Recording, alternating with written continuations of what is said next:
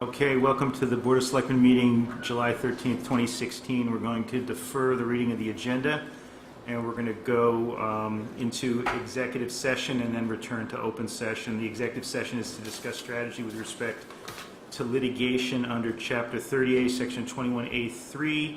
As the chair so declares, an open meeting may have a detrimental effect on the bargaining or litigating position of the public, and to discuss strategy with respect to collective bargaining or litigation concerning a police officers union under Chapter 38, Section 21A3. As the chair declares, an open meeting may have a detrimental effect on the bargaining or litigation position of the public body.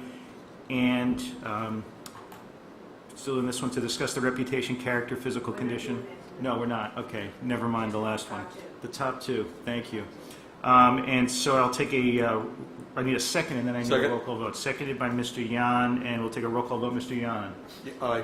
Mr. Durensis. Aye. Mr. Brandon. Yes. Mr. Clean. Aye. And I'm also aye. So we will go into executive session now, and we will return to open session hopefully by 7 o'clock. Thank you.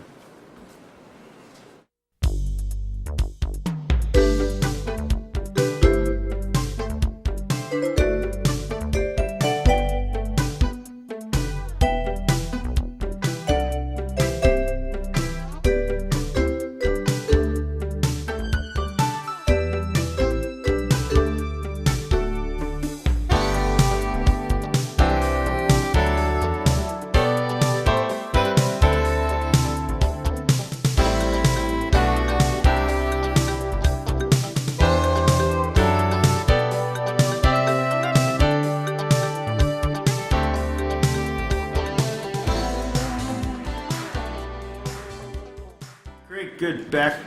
We're back. We convened an executive session at 6 o'clock. It's now shortly after 7 o'clock, and we are back in open session, and we're ready to have our Assistant Town Administrator please read through the agenda, the remainder of the agenda, I guess.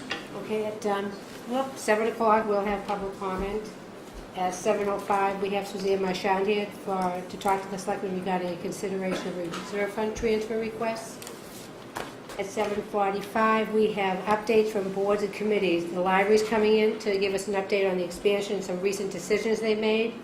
And Kitty Sturgis and Joe Meany will be here from the Sherborn Elder Housing Committee for an update. Then we'll have a town administrator's report. He's not here, but I have a few things to talk about. I want to give you an update on the volunteer appreciation research, a request to re-sign the Verizon Lake Street poll location, and the selectmen for them to consider a special fall town meeting and possible articles and a citizens petition. Under selectmen's business, there's a one-day liquor license for special occasions for July 16th.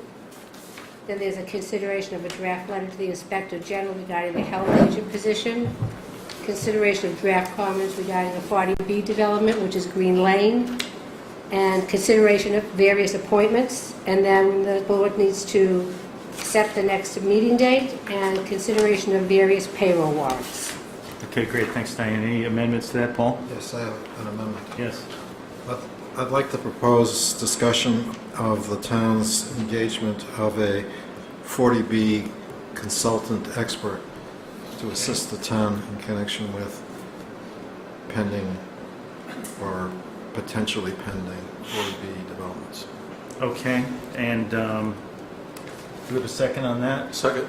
Okay, and so we can add that into the agenda, and I would suggest maybe we add that in after the updates from the library and the Elder Housing Committee.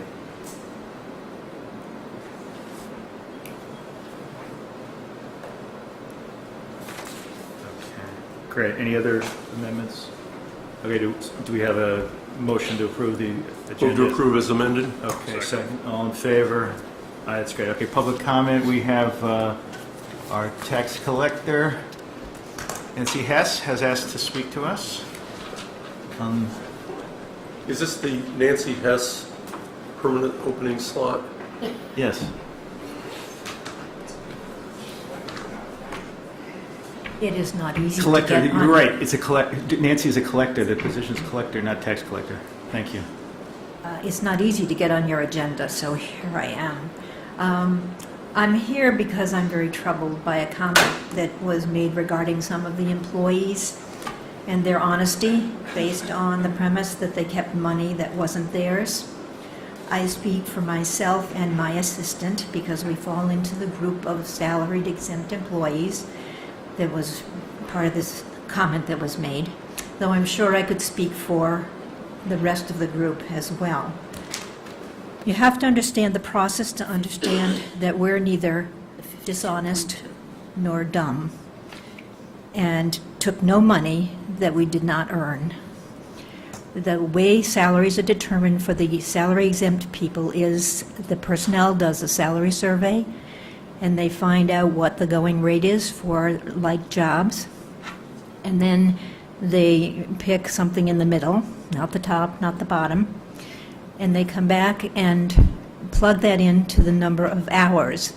And it just so happened the last year that this was done, probably a century ago now, the work year had 260 days in it. And those were the hours that were locked in for the salaried jobs.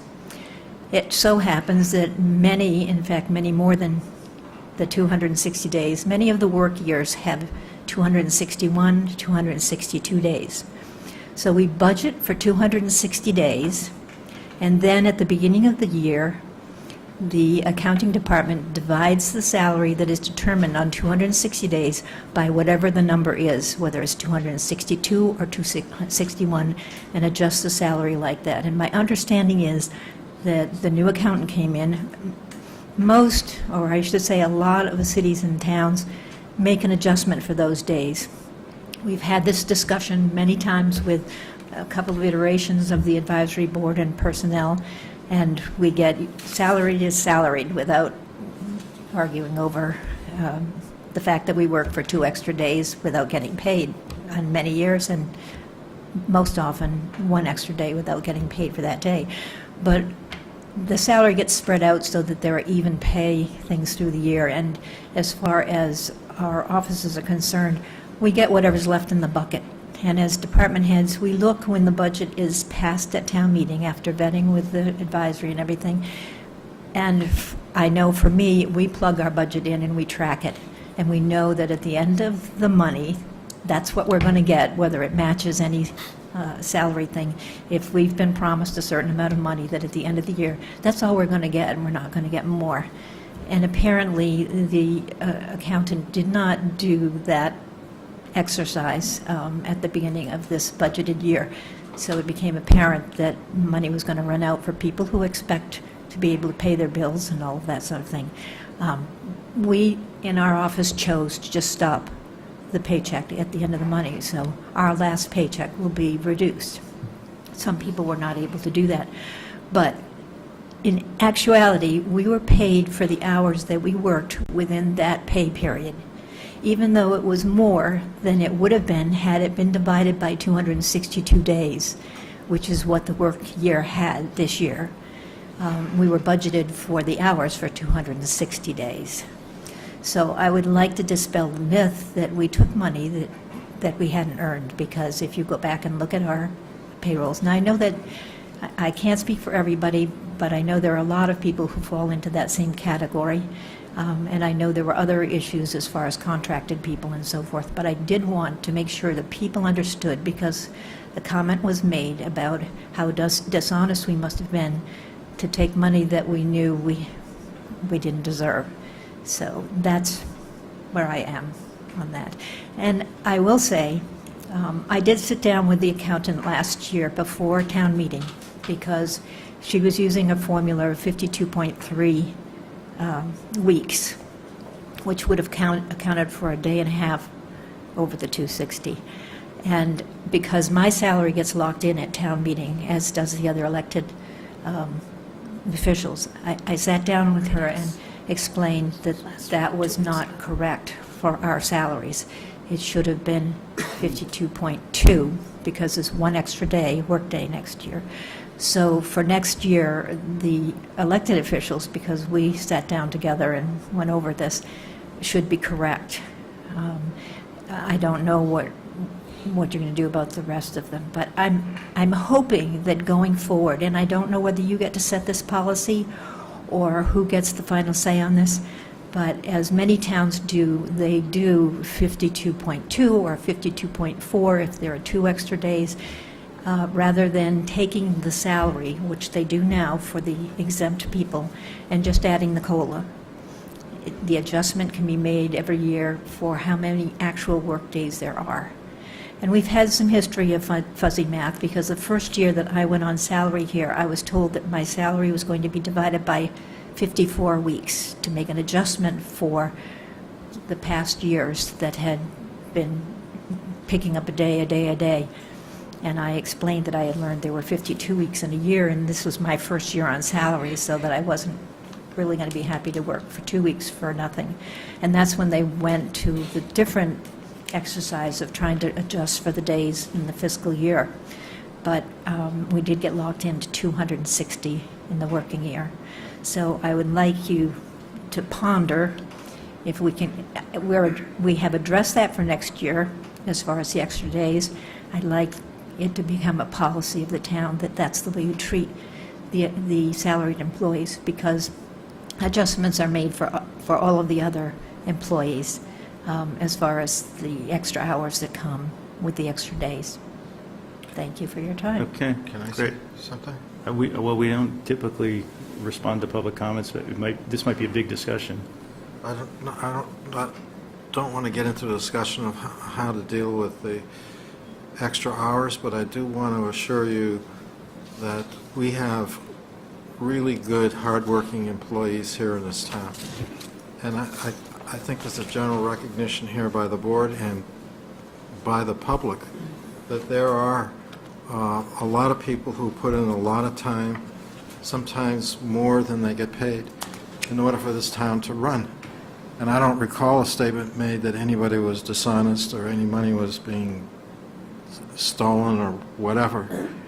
But that's certainly not the case. I want to assure everybody, to my knowledge, that's never been the case here in this town. We have nothing but fine employees that we should be proud of. Good, well said. Aaron Carroll of 2 Russell Hill Road has a comment.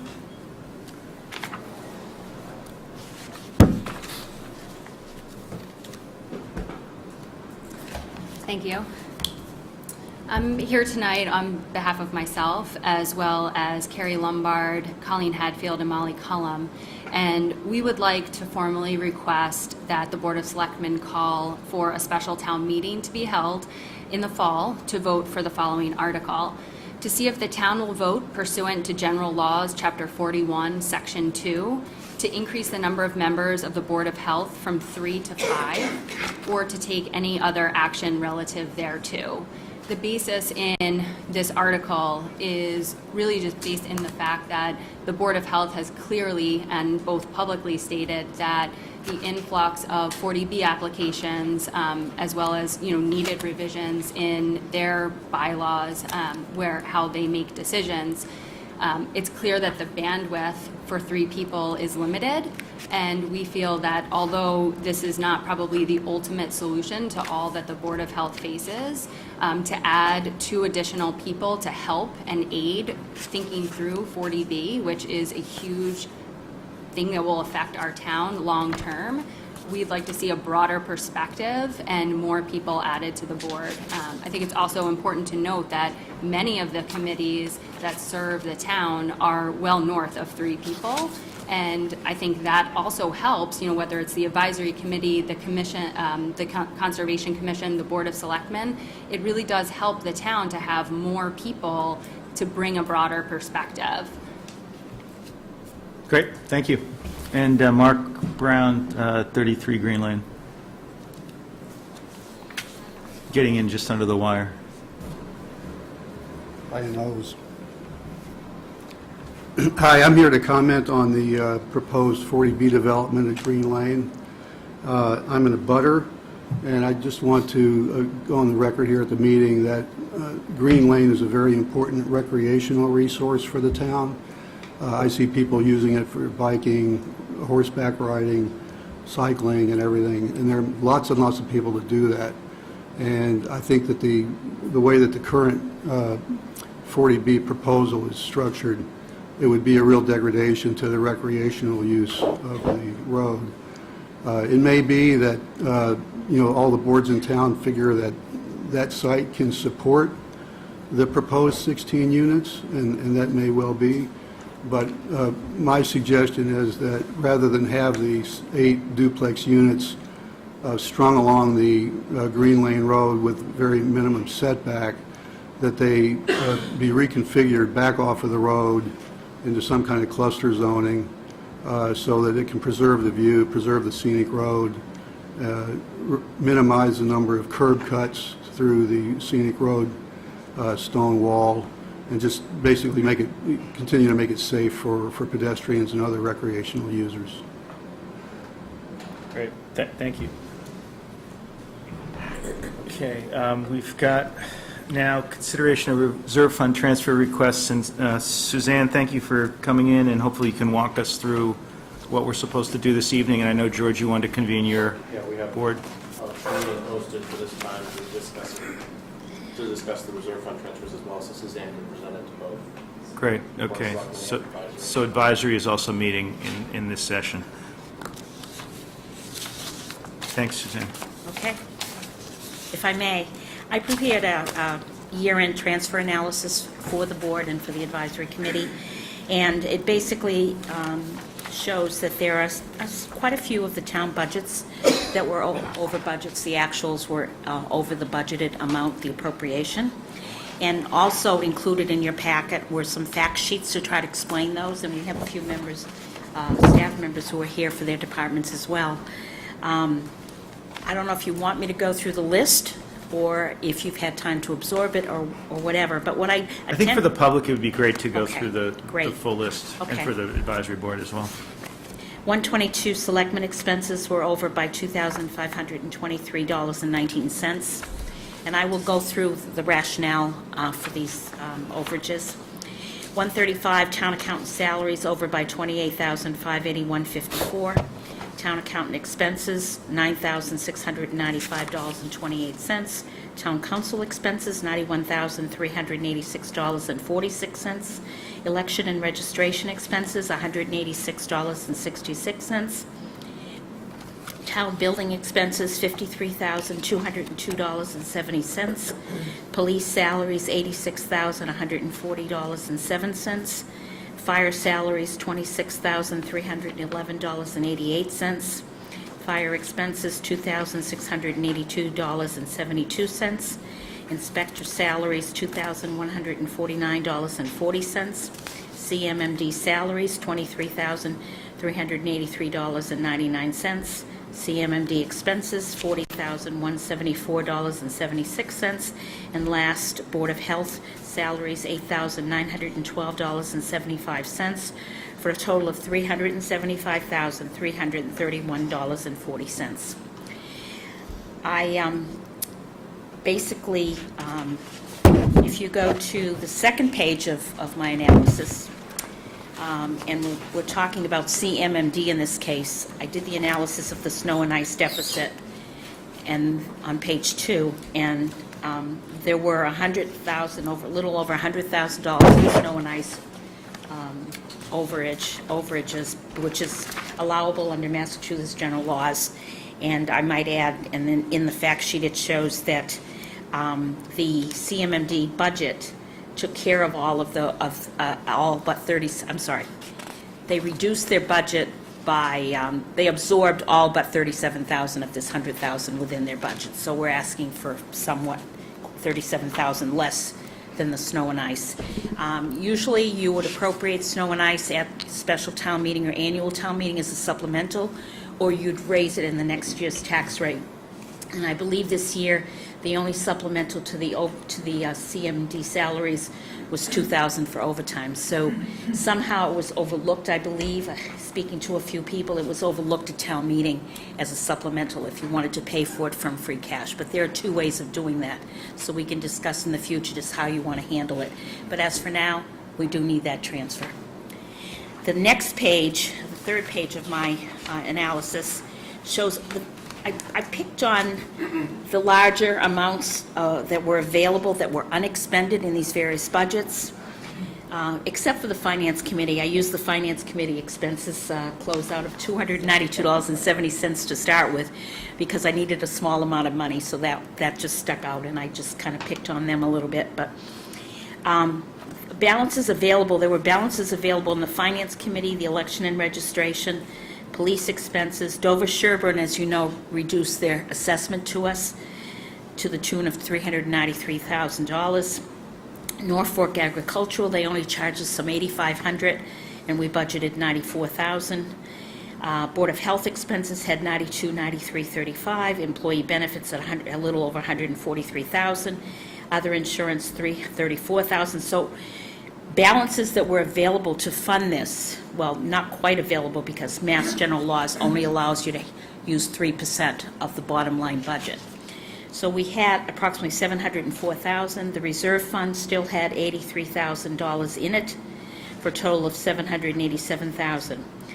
So what I did is, in the center section, I took the bottom line budget, multiplied it by 3%, and that is what you're allowed to use as an interdepartmental transfer. In the case of some of them, they were less than $5,000, so you could use $5,000. So the last column shows $408,000 in transfers from other departments that could be used, and $83,000 from the reserve fund, for a total of $492,000. So we have $492,000 available to fund $375,000. So when you go, I'm sorry, go ahead. Just two little points. When you say Finance Committee, you mean Advisory Committee. I'm sorry, I do Most apologize. towns have a Finance Committee, Well, but in our town it's Advisory. Advisory, Appropriation Committee, Finance Committee, I apologize. I've been really working on trying to get that up in my head, so I apologize to the Advisory Committee. You're absolutely correct. And the other thing is for snow and ice, But it says Finance Committee on your book. I was going to say, I wonder if that actually is what it says in the books. It In is, case we- it is in the book. Probably should change it. You should change it to Advisory Committee. It's on the budget. Now, whether it's in the ATM book, I'm not sure. I don't have that in front of me, but that's where I got it. So I apologize for that. and the other point is that for this year, I believe the statute for snow and ice allows us to spread it out over 2 years rather than 1 year. That's possible. I haven't seen that So statute. it doesn't, in fact, need to be paid now. But if we have the money, Yeah. I'm sure Advisory would It's a say good we point. should pay it. That's a good point. Generally, most communities raise it in the next year's tax levy. They'll put it that way. There's no having to decide the supplemental at town meeting. You just put it on next year's tax levy, and it evens itself out generally, depending on the snow and ice deficit. So that's another way to fund it. But you're probably right about splitting it between 2 years. But we do have the money, so that's perfectly up to the board and the Advisory Committee. And if you go back to the first page, what I did is try to figure out the math on all of this and what could come from where, just to come up with the correct numbers to fit. And I came up with all of these suggestions above. Some of them have two funding sources, some between transfers, and I utilized all of the reserve fund, the $83,927, I believe it is. And so at the bottom is a summary of the funding sources, which equal the amount of the transfer request. We did believe the selectmen got a couple of the department's fact sheets in their regular packet, but I took it upon myself to make sure that you had everyone, just about everyone that needed a fact sheet. I wanted to go over the first agenda item that the town administrator had sent to you. This was before we had finalized everything, so the legal, those changes are the ones that I have made, okay? It's over by, the legal is over by over $90,000, and that's $91,386.46.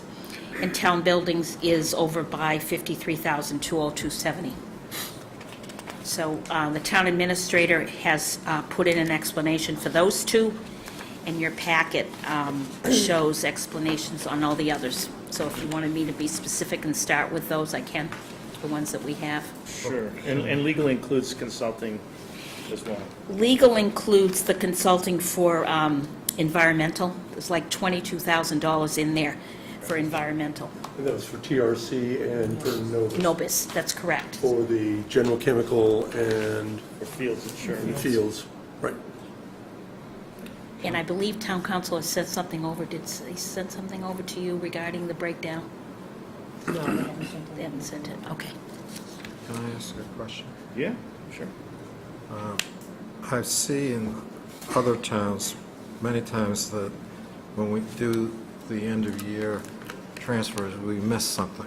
And so I have to ask the hard question, how sure are we that we've got everything? Well, I received bills up to yesterday, so I've been fine-tuning this, but I believe we've captured everything.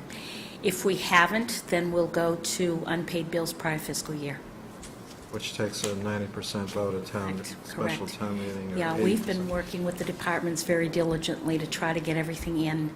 It's very difficult because bills start to keep trickling in, but we have a deadline set by statute of July 15th, so I think we're pretty close to the deadline. So we've done everything in our power to take care of this. And can I ask another question? Sure. To what extent have we gone beyond the numbers that are being presented and trying to find funding sources to see whether the numbers are legitimate bills, or whether they have duplicate entries, whether they have overbilling? I mean, have we compared them to contracts and gone through some kind of verification process to make sure that every discount that we might have gotten for early payment or whatever, all of that has, Very comfortable, very comfortable. We really looked, I want to use the word scrubbed, but that's overused, an overused term. We went through the town buildings with a fine-tooth comb. We went through a lot of the budgets, and there's everything, and we even moved things in the right place. For example, heating oil was put in, or gas heating was put under electricity because it's Eversource, so we fixed all that. And under statute, the town accountant's office is responsible for approving bills before the selectmen and the town administrator. And I can't say that everything is perfect because I wasn't here, but I can assure you that our office, our staff, does a really, really good job at pulling things together. And I've been just sitting in the office and listening to the phone calls, many phone calls that go out, asking the various departments what's going on. Do they have this? Do they have this? Do they have that? We can't pay from a statement. I'm extremely comfortable in the short time I've been here.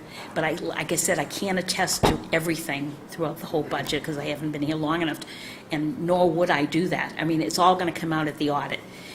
If I may, Mr. Chair, we are having the auditors come in somewhere in the middle of August for a couple days to do some preliminary testing on 16.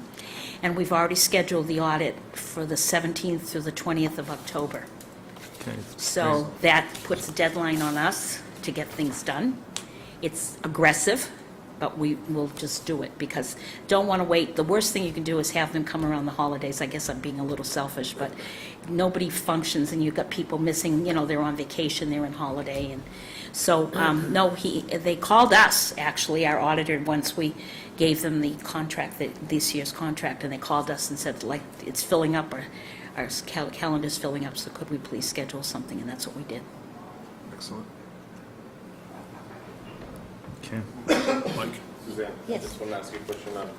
The backup that you have in here, I saw the explanation for the town, for the police salaries and some of the other lines in that last year, but I didn't see anything for the town building expenses that were over for Oh, it's on here. Oh, I'm sorry. It's okay. It was the town administrator who Okay. spoke to that prior.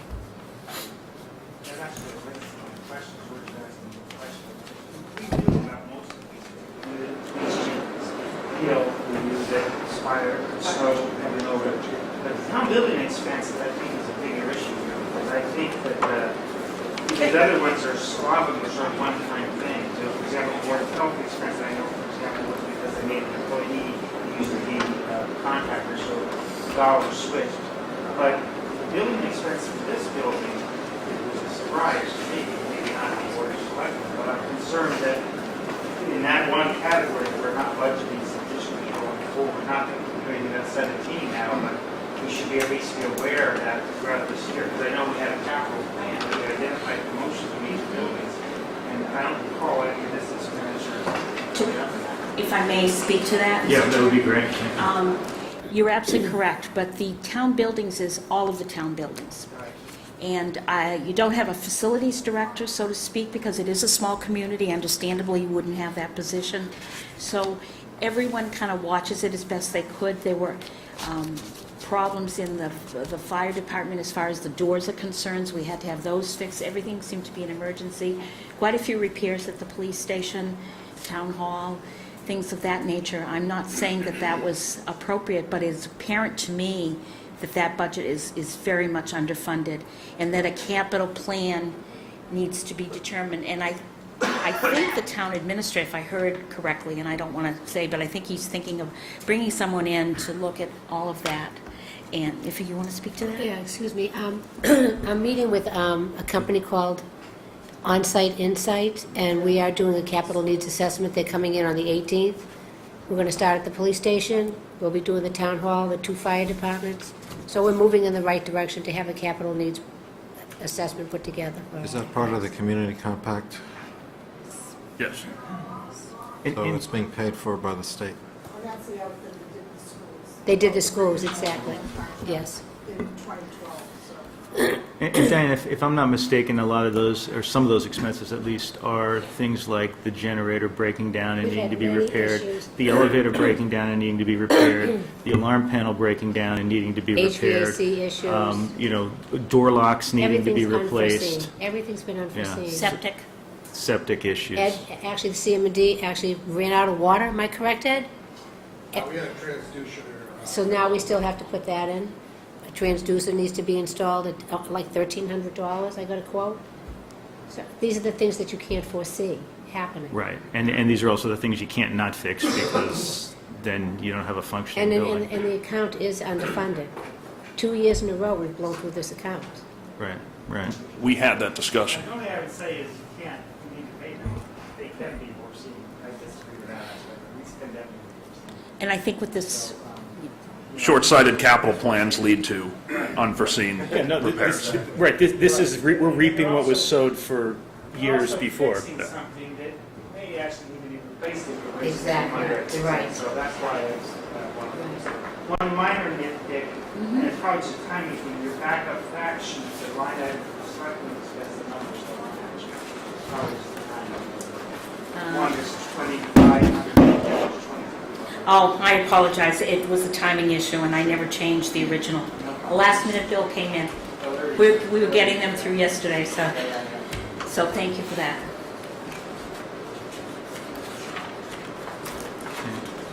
Any other questions that anybody has on the numbers here? I have a comment. I mean, I think it's important that we budget properly, but I think management is an important piece of this as well. And, you know, I've been on this board for over a year, and I don't think we've ever done a spending review, and it's something we ought to be looking at on a regular basis. And I'm not sure that our department heads are getting regular updates either on where Yes, they are, monthly.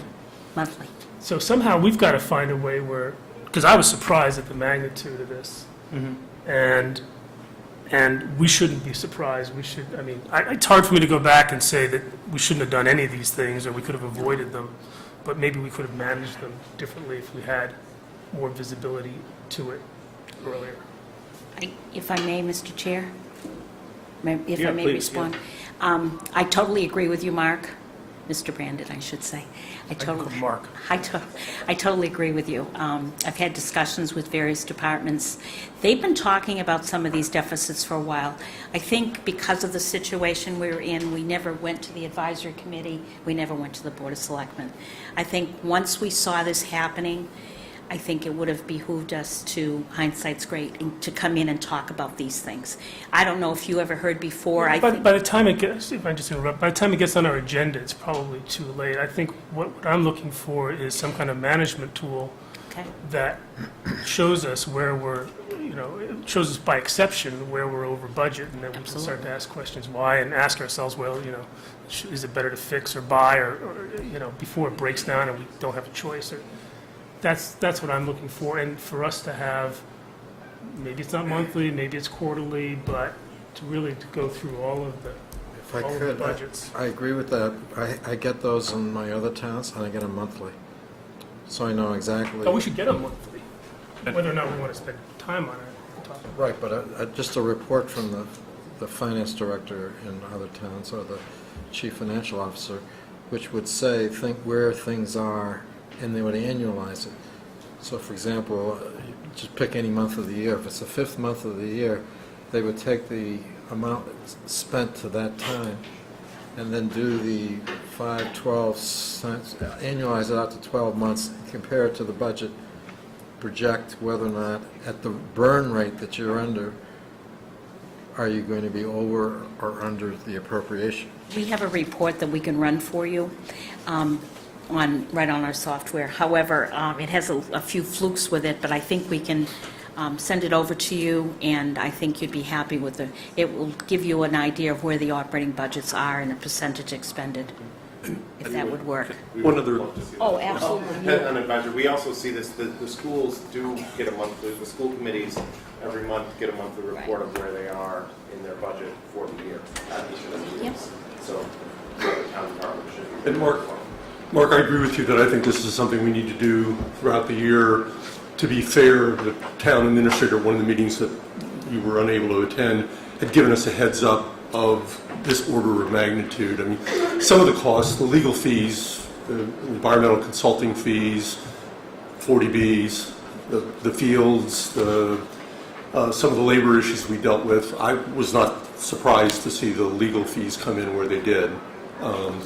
But it's certainly worth doing halfway through the year, not more, more in advance. I'm trying to remember when we had that discussion with Dave. It was about a month ago, 45 days ago, when we got an early assessment of the reserve.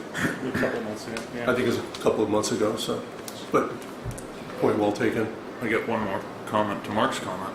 I've been on the other end of reviewing the fire department's budget for years, and it's probably not every month that we go through, but we do go through a bunch of the line items regularly.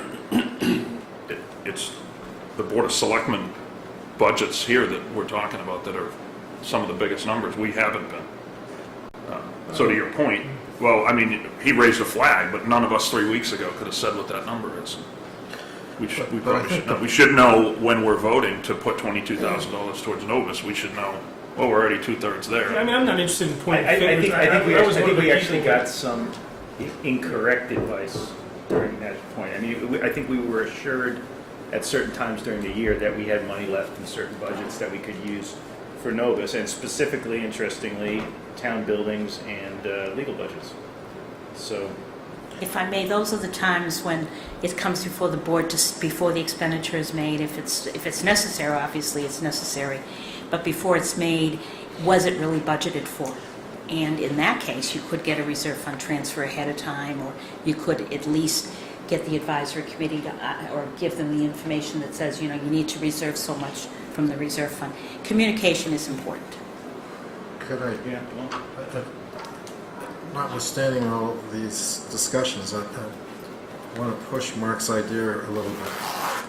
I think if we get a report every month, or whatever works for your department, fine. maybe a town like Sherborn every 3 months, but You if decide. you get a report like that, it doesn't have to be an agenda item where we meet and talk about the items specifically. If I had it and I had a question about an item, then I could go to the town administrator, and if the answer raised more questions, then I could ask the chair to put that particular item, whatever it might be, on an agenda, and so the whole board can discuss it. But if all of us are getting that information and we're reviewing it regularly, then we're comfortable and we know where we are. So when an unusual expenditure comes in and someone says, oh yeah, you got lots of money in your legal budget, why don't you spend another 20, you're fine. We would have a sense that, oh my God, we've already spent the legal budget twice.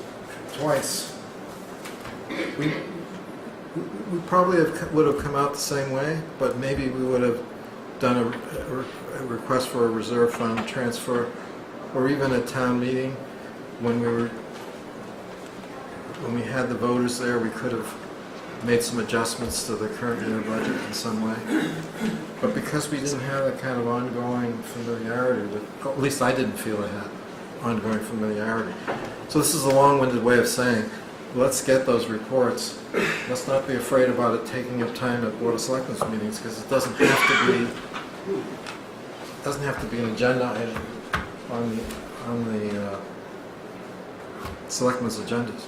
If I may, I just want to caution you, when you get those reports, the percentage expended is not necessarily where the budget is, because lots of the expenditures are at the beginning of the year. So to your point, to get them, to digest them, and come to the town administrator, or come to the finance direct, through him, and we can probably explain what's happened. And then you wouldn't have to put it on your agenda, but it is important for you to know where you are when you're approving expenditures.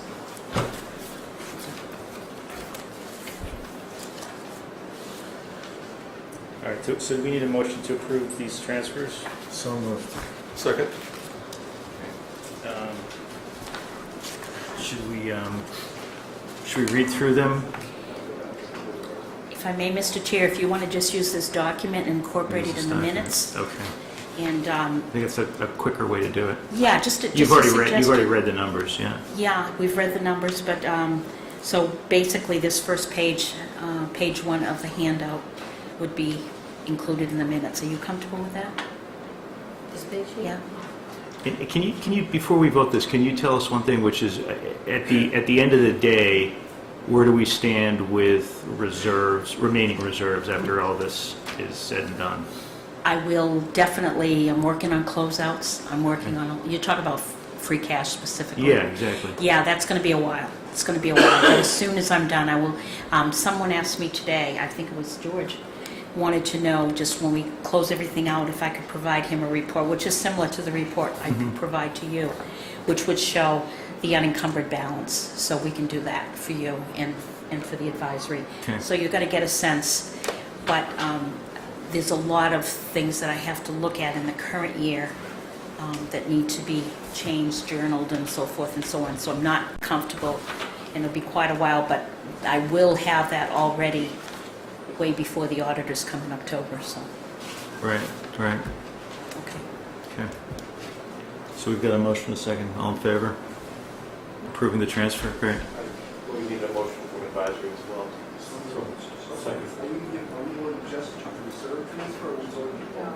There is all the reserve funds. All the transfers. All of the budget. All of This, all the. It's not just money transferred out of the reserve fund, it's So we have to. all the budgets. I get that, but we vote on the whole thing as well, not yes, just. right. And I'm just going to point out, in favor of this, but what this tells me, in addition to what Mark says, is that we just woefully underfund in our budgets. 2/3 or over 200,000 of these numbers, it's probably last year when the budget knew or should have known were too low. We're talking about the building. Okay, so building 53,000. The town council expenses, we know overspending that year after year after year, so. We don't know, we never know how much it's going to be overspent by, and so the answer is always just put the retainer in and a little bit more. But the corollary is we've also over budgeted other things, which is why we're able to do this. But that's not a good way to do the budget. No, but it's not just, bringing more money to the table. It's putting it in the right bucket. Snow and ice, we can't budget for snow and ice, because we never have any idea No, I where that's going to come in. My only point is, on one hand, we're saying, oh, what was us because we're surprised by this large number. All I'm suggesting is over 200,000 of this large number shouldn't really be a surprise to any of us, because going in, we knew, as I said, we should have known. I mean, we're not should be surprised by 62,000 snow and ice. And I'm not saying that's wrong. We should be surprised. Okay, that was a conscious decision. I'm going to suggest that 90,000 more on council expenses. Again, we're way over that number constantly. 53,000 on town building expenses is I'm not sure you address that. So what I'm saying is, of this 375, 200 shouldn't be a surprise. Either that's the way we did it consciously, or sort of consciously, we're under budgeting certain things. If I may, I believe the advisory committee put up more in the reserve fund this year, am I correct? Yeah, for next year. And I don't know the reasons, and I haven't had a chance to touch base with you, but there were certain reasons behind that, and I know you took the 3-year average of expenditures and so forth. So I don't know, maybe, or yes or no, that the budgets this year might be better or might not be better. I haven't looked at them. I think the town buildings is still too low. And Jeff, I would agree that town council fees have been under budgeted and hard to predict for quite a while, but I think this year between 40B and the environmental consulting, that's about 60,000 of this 90,000. So, but that happens every year. What are they going to be next year with all the 40Bs that we're looking at? That budget's. Well, and there were unusual labor issues this year, so those are the Right. those are the 3 tranches that falls into. Right. But on the philosophical issue, I want to respond to Jeff's point in sort of a broader way. The legislature passed this law that allows, with a vote of the Board of Selectmen and with the Finance Committee or Advisory Committee of a town, to make these adjustments because virtually every city or town in the Commonwealth finds itself in exactly the same position that we're in today. It's a problem that's statewide. It's not a Sherborn problem, particularly. Could every city or town do a little better in estimating one account versus another account? Probably that's the case, but the reality is that there always are accounts where more money is put than actually gets spent, and then there always are the case where there are accounts where more money needs to be spent than was put. So we have this safety valve, and all the way across the state and all of the cities and towns, they are doing exactly what we're doing now, meeting with the selectmen and the advisory committees and making these year-end transfers. That's what it's here for.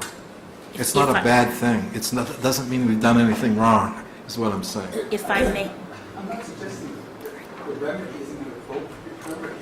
I'm suggesting it's a remedy because there's a problem to begin with. And one gets surprised by these numbers. One should look at not implementing a remedy for that, but rather look for a solution before. And getting it more accurate, yeah. Yeah.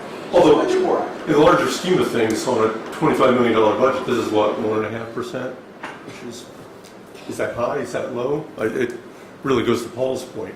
I certainly agree that the lower the number, the better, but Well, I think there's one thing we should mention. We mentioned this trend budgeting this year, so we actually, this year, 16 haven't done that. So we actually, I believe, you guys can correct me if I mistake, we took a lot of money out of budgets that chronically underspent, particularly in the school department and various, which is a good thing, but that's also how we were able to put more in reserve fund, because we knew that we had taken a lot of the, fat is the wrong word, but a lot of the money that we're funds specifically been underspent for whatever reason. So we made a much leaner budget, I think, this year, so we may have been better as of year 17, but we won't have these kind of categories of underspent money in the future. So we have to be, it reinforces what Jeff said, we have to be more conscious about the reserve fund, and have all kinds of categories that are underspent. So we just need to hope it doesn't snow this coming up. I don't know, so hiring attorneys that can drive the snowplow. if I may, So we have a motion then to approve these reserve funds? Okay, a second. So all those in favor, please vote. Fantastic. So 6-0, thank you. And that's all you need. Good. And we're going to have a motion to adjourn.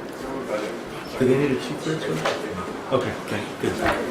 Ed, what's your paperwork? With that? see, Okay, great. And thanks, Suzanne. That was fantastic very to welcome. Thank have you here. Have a good evening. Don't you need signatures? Yeah, Where are those documents, Diane? just, here, what? No, I think the, well, if you want to sign. We have to sign something. Let the chair sign.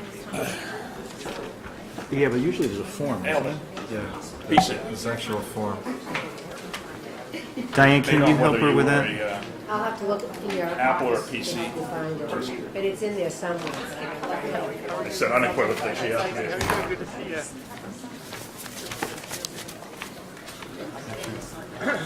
be. All right. And next, Within 5 minutes of schedule. we have the library expansion project.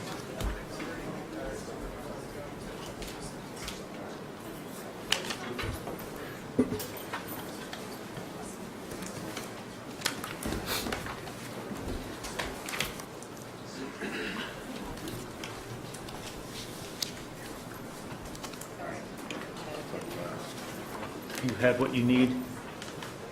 Well, You've got all the got connections you need almost here? everything she needs.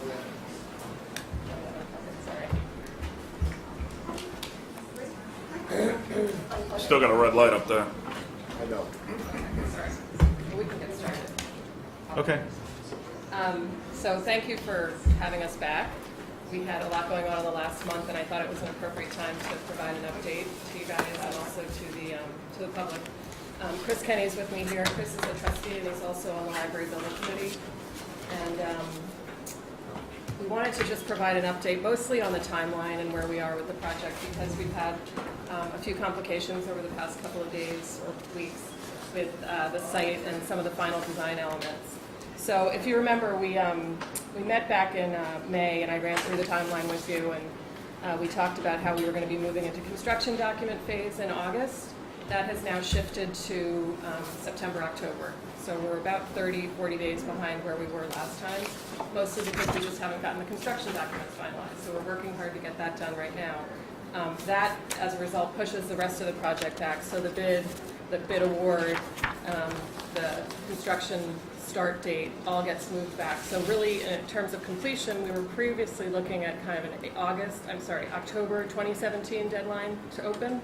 Now we're looking at more of a December to January of 2018. So I wanted to make sure you guys were aware of that.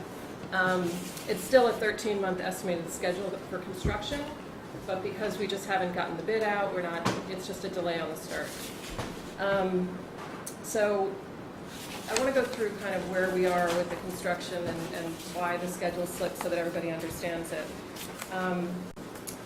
It was complicated by sort of some incomplete information and assumptions that we had going into the design phase about the town campus and parts of the town campus site that we were going to need to use to put things in that we were required to put in for the library. So we have a underground fire suppression tank, a pump, a generator, we have air conditioning units, and we have stormwater retention basins that need to go in to accommodate the new runoff from the expanded library. When we initially started planning it, we were going to put it in the area in front of the sort of police station, between town hall and the police station, and then piggyback on the underground fire suppression tank that's over in the front lawn here that feeds the town hall. We figured out that that wasn't going to work, so we went back to the drawing board and we came up with some alternate plans. We had a lot of input from town department heads and committees. Sean participated in a lot of the meetings. We had Chief Thompson, Chief McPherson, Ed Wagner was very helpful in helping us figure out what was underground, where it was. And even after that, we decided that there was enough risk that we didn't know everything about what was underground, that the LDC recommended that we do a subsurface radar survey, and you can see all the markings around the town campus now, and that was really to further mitigate any risk that we were going to dig through something or have a plan that once we started the project, we realized wasn't feasible. So the LBC recommended a subsurface radar and the geoprobes to reduce the risk, and all of that pushed off the final design and the final review with the planning board, which we had hoped to do sometime in July. Now we're doing it in August. Sorry. I think I can get through it. This is going to be circulated tomorrow electronically. It'll also be posted on the town website. Jeannie's been great about putting that stuff up there. So if you want to, yeah. So let's see. So let me just go through kind of what the new design calls for. The new design that we have landed on as of last Friday calls for location of the underground storage tank and pump in one area over here, just behind the town hall and kind of a collected utilities area. We decided that was going to be the easiest solution. The emergency generator that's required to service the said pump and sprinkler system will also be located over there. The stormwater detention, we came up with a much more elegant solution, which is instead of burying some underground tanks that would slowly let the water drip away, we're going to expand the existing basin that's down below the police station that was built for the police station project. But to do that, we need to monitor and measure what the capacity of that basin is, because that's not on record anywhere. Once we know that, we'll know how much we need to expand it by. So that's test pits and stuff that's going to go on right next week. I think it's next week. Let me just... Okay, we're on. Sorry. So is that focus? Good. Yeah. Not for me. Okay, there we go. So the new design calls for the relocation of the underground storage tank and pump, the generator for the sprinkler system, the stormwater detention is now, the plan is to expand the basin. We've had to get the Conservation Commission to comment on that basin expansion, which was terrific. We got Allery to give us a comment this week that said it's not going to be regulated because it was never a wetland to begin with. It was a wetland that was built to, or it's not wetland, it's a stormwater basin built to support the police station. So that's good, we have that done. We also considered in this last month how we might potentially share resources with Town Hall and police and other campus partners, because the issue of the generator was brought up. You know, do we need to replace the Town Hall generator? Well, if the library is getting a new generator, can we piggyback and go in on one together? But I think after a lot of thoughtful conversation and debate, we sort of came to the conclusion that, one, we didn't have the money from the town to fund that additional cost, but it would also be a real timeline issue for the project. So we explored it, we moved on from it. We thought about the impact of the design, particularly with the stormwater management related to the upcoming NIPDs and MS4 permitting. We also, with that, considered that the timeline of what we know today versus what we might know in 18 months doesn't jive, so we considered it and we've moved on from that. And then we also thought really hard about preserving the aesthetics of the design. There was some consideration about putting the generator and the condensers and the stormwater stuff kind of all down low near where the septic is, but it was pretty much agreed that the aesthetics of coming up to the library would be destroyed. And with the new addition coming out, you'd be looking out at it and you'd also be looking up at it. So we moved on from that. And the net is that, you know, there's some additional costs. There was some costs to the probing. There's some costs certainly to do the test pits and the geoprobes, but we don't have the exact impact on the budget right now. We're hoping that the stormwater basin in particular will save us some money in the long run. So that's where we are. So now we're looking at the construction bid award happening November 21st or so, right before Thanksgiving. Construction administration will be about 13 months, as I said, to build the library and the expansion, with expected occupancy in December 2017 or January 2018. Any questions on that?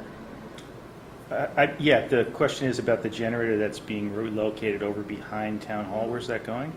So the proposal, I'll show you. Someone want to be Vanna White for me? Sean, you want to be Vanna White and point to it? If you look, I'll do it. I'll do it. If you look in the area sort of over near where that, I think it's a Board of Health trailer right now, on a lawn area, that's kind of where we're proposing putting this, centralized utility field.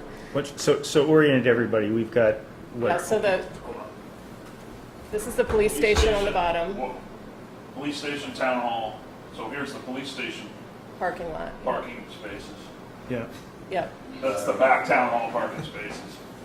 The well's over here, so there's a grass strip between the two parking lots. That's where they're considering digging up a tank. I think that's the generator. That's the condenser is the generator, and then the rectangle just sort of kitty corner to the right of that is the 20,000 gallon underground storage tank. So it's a fairly tight area where we'll be excavating. The lines across it indicate, what we'll need to put in terms of piping and connections, but it's a fairly controlled area where we can, put steel plates over it at night. It can, I think it'll reduce the potential impact to traffic during the period when this happens. It's not going to take the 13 months to do this. It'll be a really controlled task within the construction phase. So we feel like this is probably the best solution. And if you look at all the X's that are up top towards the green and near the circular driveway, those are all of the things that we will no longer need to excavate because of this simplified plan. And when the designers shared this with us, it really was so clear to us that this is going to be the least disruptive of all the options. We had considered looking at putting all this stuff down below, as I said, down near the septic and where the stormwater basin is. But we felt that it would really, impact the aesthetics of looking at the library from all angles. So, just you can probably imagine what I'm going to ask you, but in terms of considering the function of town hall and the circulation and the parking at town hall, and you mentioned the probable need for a generator at town hall, how hard did you work to try to make that fit together? Because it seems like we're missing an opportunity here, and that it just from your discussion, it seems like the decisions were made maybe exclusively from the standpoint of what was the best from the outcome of the library project. What was discussed was the amount of information that would be needed to even determine what the size of the generator for the town hall would push us out months. and also getting approval on the funding. We did have the engineers do a back of the envelope sketch for us in terms of the additional engineering cost and the delta on going from size A to size C, or whatever it would be. And I think it was roughly around $200,000. I know Ed here, and Sean, was that about right? Do you remember seeing that? Plus engineering costs, Plus time.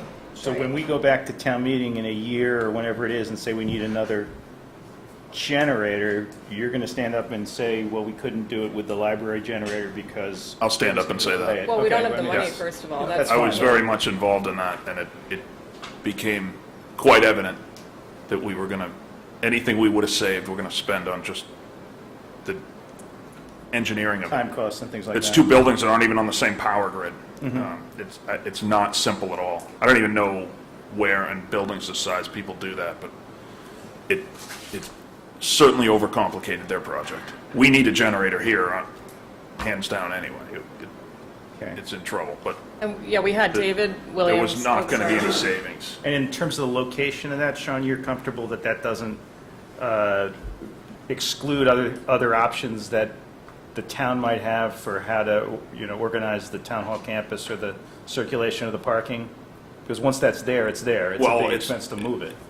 My only concern originally, and still is, was the well. Because we can't use that area for anything anyway, because of the well. It's all almost on top of it, and if We're not DEP putting fuel on top of the well then? well, that was, Yes. I don't know if you were going to get to that. I know, I didn't put that as a That bullet, was the but purpose of not going with a diesel generator for them. The discussion on Monday night with the design team was, first option would be natural gas. So you have natural gas or propane? And then the second would be propane, and then the third would be an expensive, double-walled, environmental tank for diesel. fully mitigated for diesel, yeah. And those are the EPA priorities. Yeah, and Quick the engineers confirmed that with the DEP, yeah. Quick suggestion, what you post on the web, this markup from the Beacon Architectural Associates meeting minutes has boxes that make it that's very hard to read. Okay. This was much, much more helpful. It has typed in boxes summarizing where things are. I would urge you to take a look at that. The final one will absolutely be much clearer. This is what we reviewed on Monday. No, it's the... I think that's old information. It I was is just old. worried, yeah. But the That way it's format. identified where things are is just much more legible. Okay. Yeah, I'm just saying it's hard. If you see some of the email trails, you know they're flying right now through getting this stuff figured out. Yeah. All right, so I think everybody's happy with the site redesign. We've got the engineers working very hard with the designers now to get the final planning documents ready. We need to get those to the planning department by July 27th so that we can hold a public hearing on August 10th. Once we get that sign off, then, it's, a lot of tasks to be completed in order to get the construction documents out to advertisement and then, award the bid. So, I feel like we're in good shape. They know the process, they know the plan. I wanted to just share, this is the timeline that Beacon shares with us at the LBC meetings. You can sort of see the longer than expected section here that we just went through with July and August, that middle bar, the black and the blue bar that went longer than expected. And then they also share with us an itinerary that walks through all the different elements of the project, the date on the left, the parties that are involved on the right. We've got, all the responsible attendees on the left for the different meetings and the different milestones. So, I feel like our OPM and our design team is doing a good job to stay on task, and there were just some mitigating circumstances with the site that we had to work through. The only other thing I just wanted to mention was that the relocation plan is to move over to the community center. We're not going to move out until we've awarded the contract, so it'll be a little longer. Well, I don't know, we haven't decided finally, but it'll be in the fall, it won't be in August. And we're currently undertaking now 40 years of cleanup. It's like an episode of Hoarders going on in the library where we're getting rid of all the stuff in the attic, and we've had tremendous help from LBC members and friends and the staff, and Libby Yon's done a great job organizing a lot of the volunteer efforts and making sure that we're ready to move when we need to. So thank you, Libby. And you'll notice a dumpster has arrived, so it's all good. Feeling lighter over there.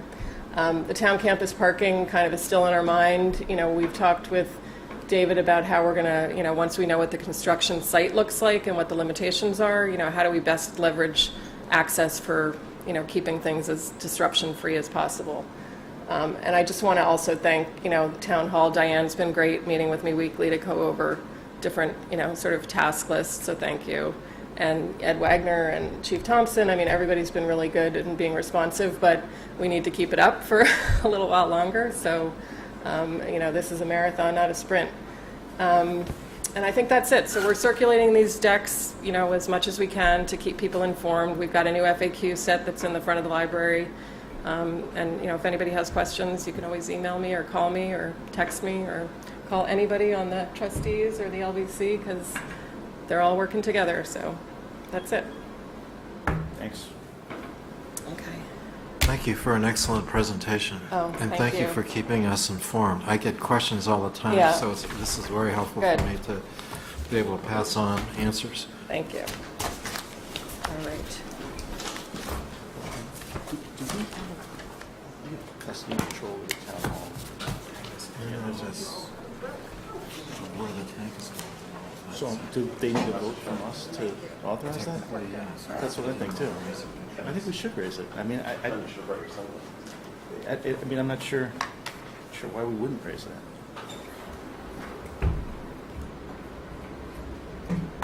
That's up to you.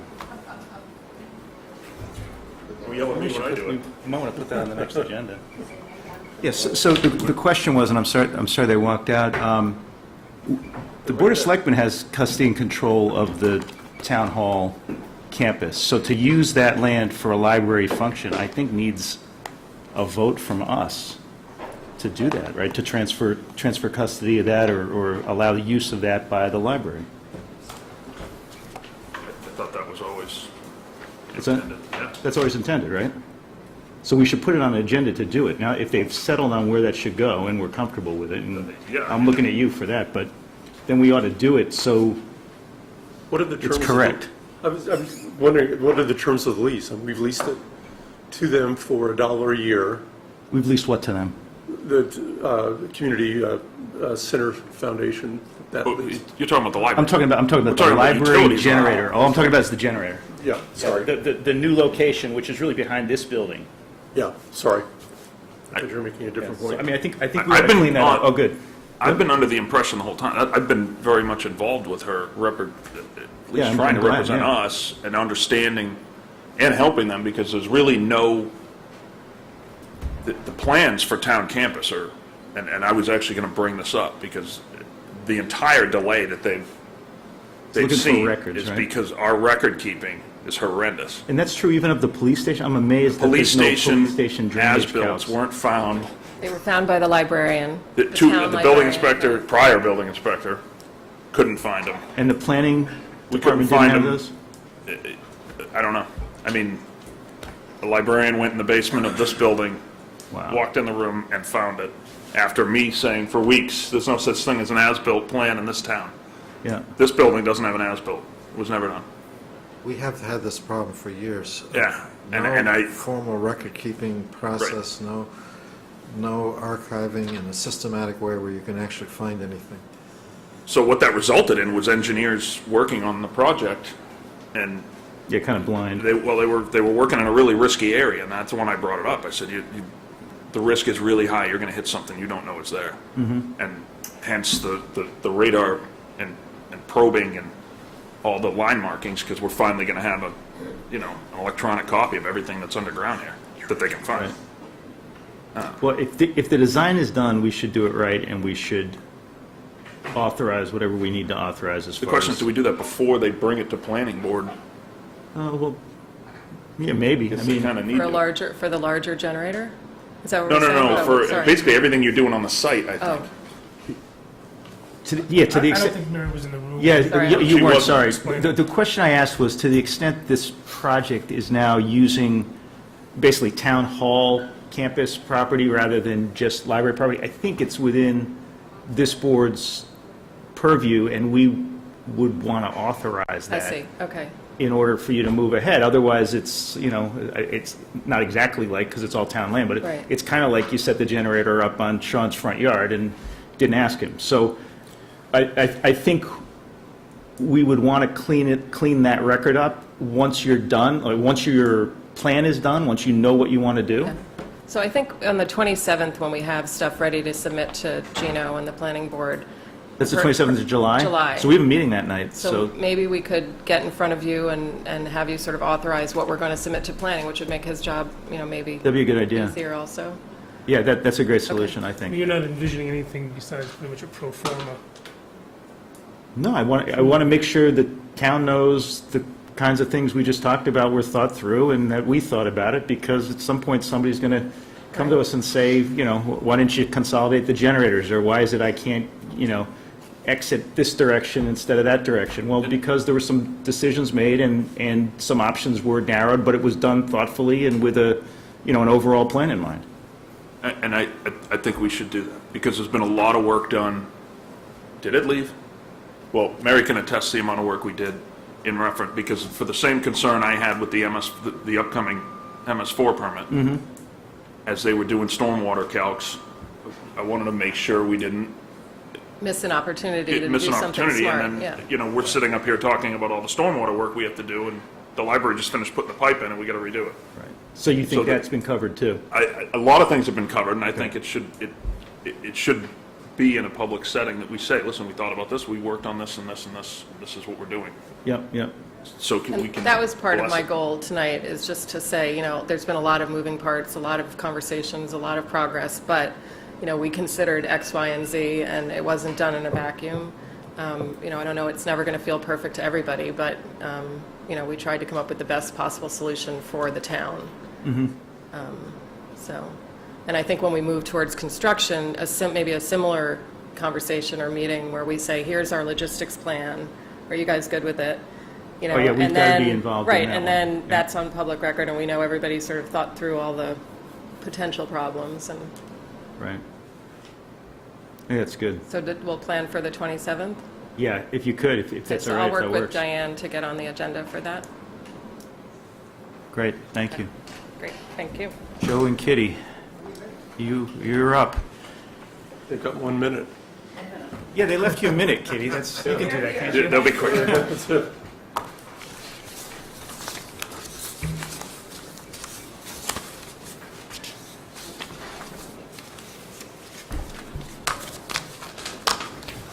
Thank you very much for inviting the Sherborn Elder Housing Committee in this evening to report on another successful year at Woodhaven. First of all, SEHC does not have a posted meeting for this evening, so we're not coming to order. Sitting with me is Joe Meany, a member of our committee. The other members are Dr. David Curtis, Susan Landsman, Mike Kickham, Janet Walsh, Carol Kresny, and our new member, Marie Owen. On behalf of our committee, we'd like to acknowledge the hard work that Marty Waters did for us for over the years as treasurer. We will miss Marty's sense of humor, wise judgment. Thank you, Marty. As you remember, just over 5 years ago, the town authorized the borrowing of $500,000 for the updating and improvements of at our facilities known as Woodhaven. This has been well received, and we have experienced few, if any, vacancies during this time. We have a healthy waiting list as well, and I believe we have just 6 more apartments to finish. Yes. Yes. And as you remember, it was agreed to the apartments would not be updated until they were vacant. We're not wishing any resident to leave. When the bond authorization was approved, members of the SEHC, with the approval of the Board of Selectmen, agreed to pay a fee for service, or another name, payment in lieu of taxes, pilot, for town services performed at Woodhaven. For this coming fiscal year, the amount is $8,288. Additionally, SEHC pays the town for mowing and snow removal. This coming year, the amount is $11,548. The residents are active participants in our monthly meetings. The outside area lends itself very well to conversation under the tent, and they move inside to the community room when the weather gets colder. There are now 2 television sets enabling the residents to watch the game or just watch a movie. In our coming budget, we are going to install a generator large enough to have power to the community areas of Building 2 in case of emergency power loss. This will give the residents a place to go that will be warm or cool if needed, with kitchen and toilet facilities. We are very excited about this for the residents. At the last annual town meeting, we approved the establishment of the Elder Housing Capital Stabilization Fund. This will provide for a reliable finance source for future capital budgets, including but not limited to maintenance projects, capital expenditures, capital improvements, and/or extraordinary repair projects, or the purpose of offsetting debt service costs of Woodhaven. This is a fiscally responsible planning tool going forward. Thank you to the extended family of Woodhaven. We appreciate the time the Council on Aging assists our residents, planning for courses, programs, exercise, to name a few. The police, fire, and CM&D departments are always responsive in a time of need. A special thanks to the Board of Selectmen's office and Diane Moores, who arranged for Sherborn to be on the National Joint Power Applications list, or the NJPA, another public procurement site. This enabled us to purchase a generator at substantial savings, with the original 2-year warranty extended to 4 years. Thank you for having us in. Are there any questions? Well, I just want to say something. I want to thank both of you. I have a list in front of me that says that Kitty Sturgis has given 44 years of service to this town. You're putting me over the end now. And Joe Meany is down for 23 years of service in various positions. I can't tell you how grateful we are for all of that service.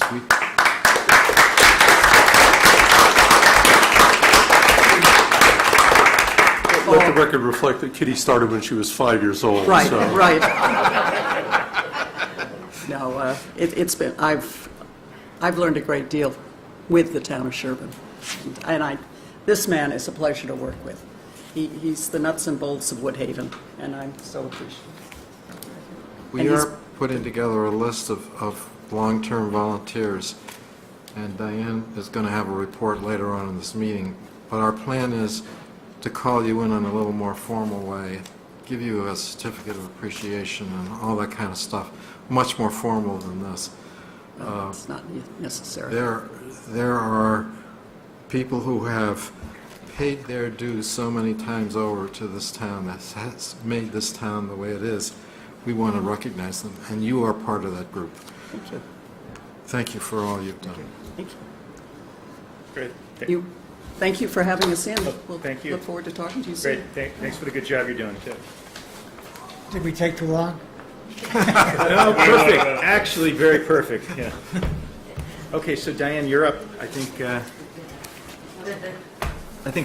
Paul kind of did the perfect segue, Yes, he did. and you're up, Diane. A few months ago, you talked about having a volunteer list, and I actually had a volunteer who put the list together. I don't know what I'd do without Chucky Blaney, actually. She was the big driver behind this. I told her what we were looking for, and she's compiled this list. So I now want the selectmen to consider how they would like to show appreciation to the volunteers if I take them in groups, maybe once a month at a selectmen's meeting. At the end of the meeting, give out some certificates of appreciation, maybe have a cup of coffee afterwards. I need the selectmen to tell me now how you want me to proceed now that I put this list together. What kind Well, of, for sure don't make it public, because people are gonna look at this and say, oh my God, I've been doing this for this long? could I suggest that at every meeting, there's hundreds of names here, and so why can't we at every meeting have 10 people, invite them in, give them a certificate of appreciation, start with those who have provided the longest service. So, I mean, we have people who have, like Kitty was, I think, 44 years, and we have people who have given 1 year. I think we want to start with and recognize truly those people who have done the longest. So if you started with, let's say, everybody over 40 years, there's a handful of them. Have them in, and then everybody. Then the next meeting have everybody from 35 maybe to 40 years, and then the meeting after that 30 to 35, and work our way down. The volunteers are the lifeblood of this community. We could not get. We couldn't be operating the way we did. We wouldn't have the Veterans Day that we have every year if it wasn't for volunteers. There are big cities are able to hire people to do all these things, and they have administrative aides, and they have assistants to the administrative aides, and they have all these people doing all these things. Our community has survived all these years because of so many volunteers who come forward and give so much back to the community. The least we can do is thank them, and the least we can do is appreciate their effort. So this is a program to give recognition to all those volunteers. And I'm hoping that part of the dividend of doing that is that more people will step forward. And so the cycle will continue, and we'll continue to have a pool of volunteers who will feel appreciated for what they do. And if we don't have them coming forward, then we're going to have to hire people to do all these things. And it turns out that our volunteers happen to be quite knowledgeable and quite expert in the areas that we have them volunteering for the town. So in some respects, they are even better than hired employees, because they are very highly educated, highly skilled, they cost us nothing, and they care deeply about the community. It's really a nice mix. Okay, so are you looking for a vote on that suggestion? Is that Well, just throwing it out for everybody to think I about. think probably best thing if we start is in the fall, is the summer months, and there's a lot of people that go away for the summer, take extended vacations, so. Not our volunteers, they don't do that. I just started the first meeting in September. That's great. Yeah. I think that's great. I think you're going to find it hard to find more than one person with over 40 years, though, having looked through here, and I think we just talked to her. So, I think there was... is there another one? Yeah, well, Alex Strauss was up there in the 40s. Oh, there's I think plenty Betty of Dowse. people in the 30s, yeah. Yes. A lot of 30s. And some with no numbers. You might want to double check some of this, Diane, before you actually put the call out, but it is pretty incredible. Like Alex Strauss is 43 years. Oh, really? Doesn't say that on mine, but okay. If we include all the years that Elliot Taylor came to be the ombudsman at our meetings, he's probably up there too. Oh, yeah, I think he should be a, Sure. an honoree too. Well, the total doesn't always work. I think that number needs to get scrubbed. Which number? The total column. Yeah, we need to, yeah, don't forget, this is the first. Sometimes when there's just a single Yeah. date for the duration, it goes from that date to today. It still is pretty incredible. There are a lot of Yeah, people no, with it a lot is. of years in here.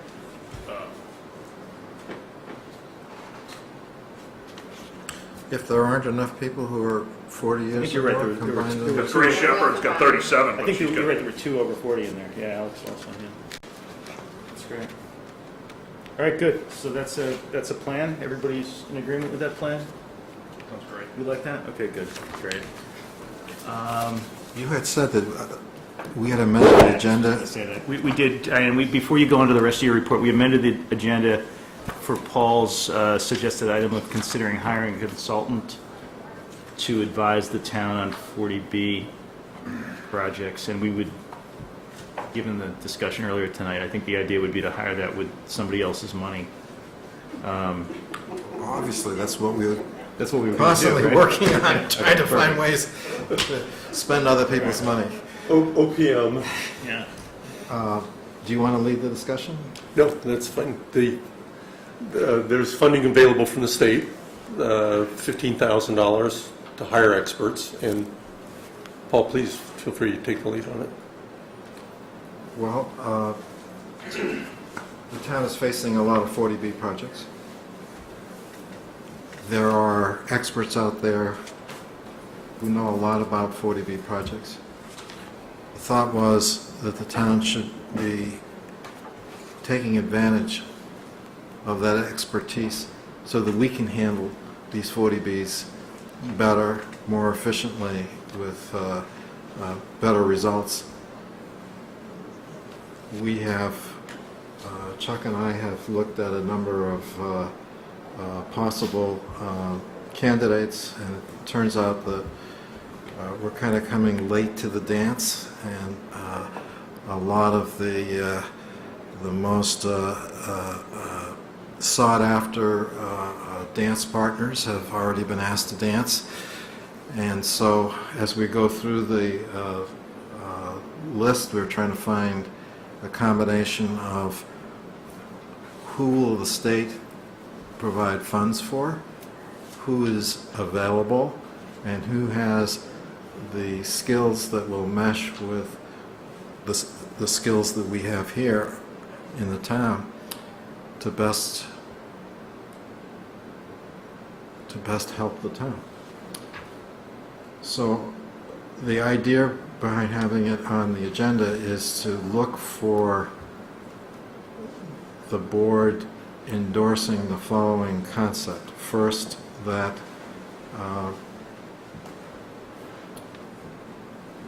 we suggest one or more names here.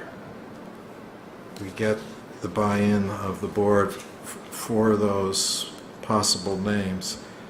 We then task the town administrator with the job of coordinating with the funding source to see how much money we can get and to determine availability, and then bring back a complete package of money and person for final approval at our July 27th meeting. In order to set that up for that meeting, we need the authorization now to go forward and get the town administrator to work on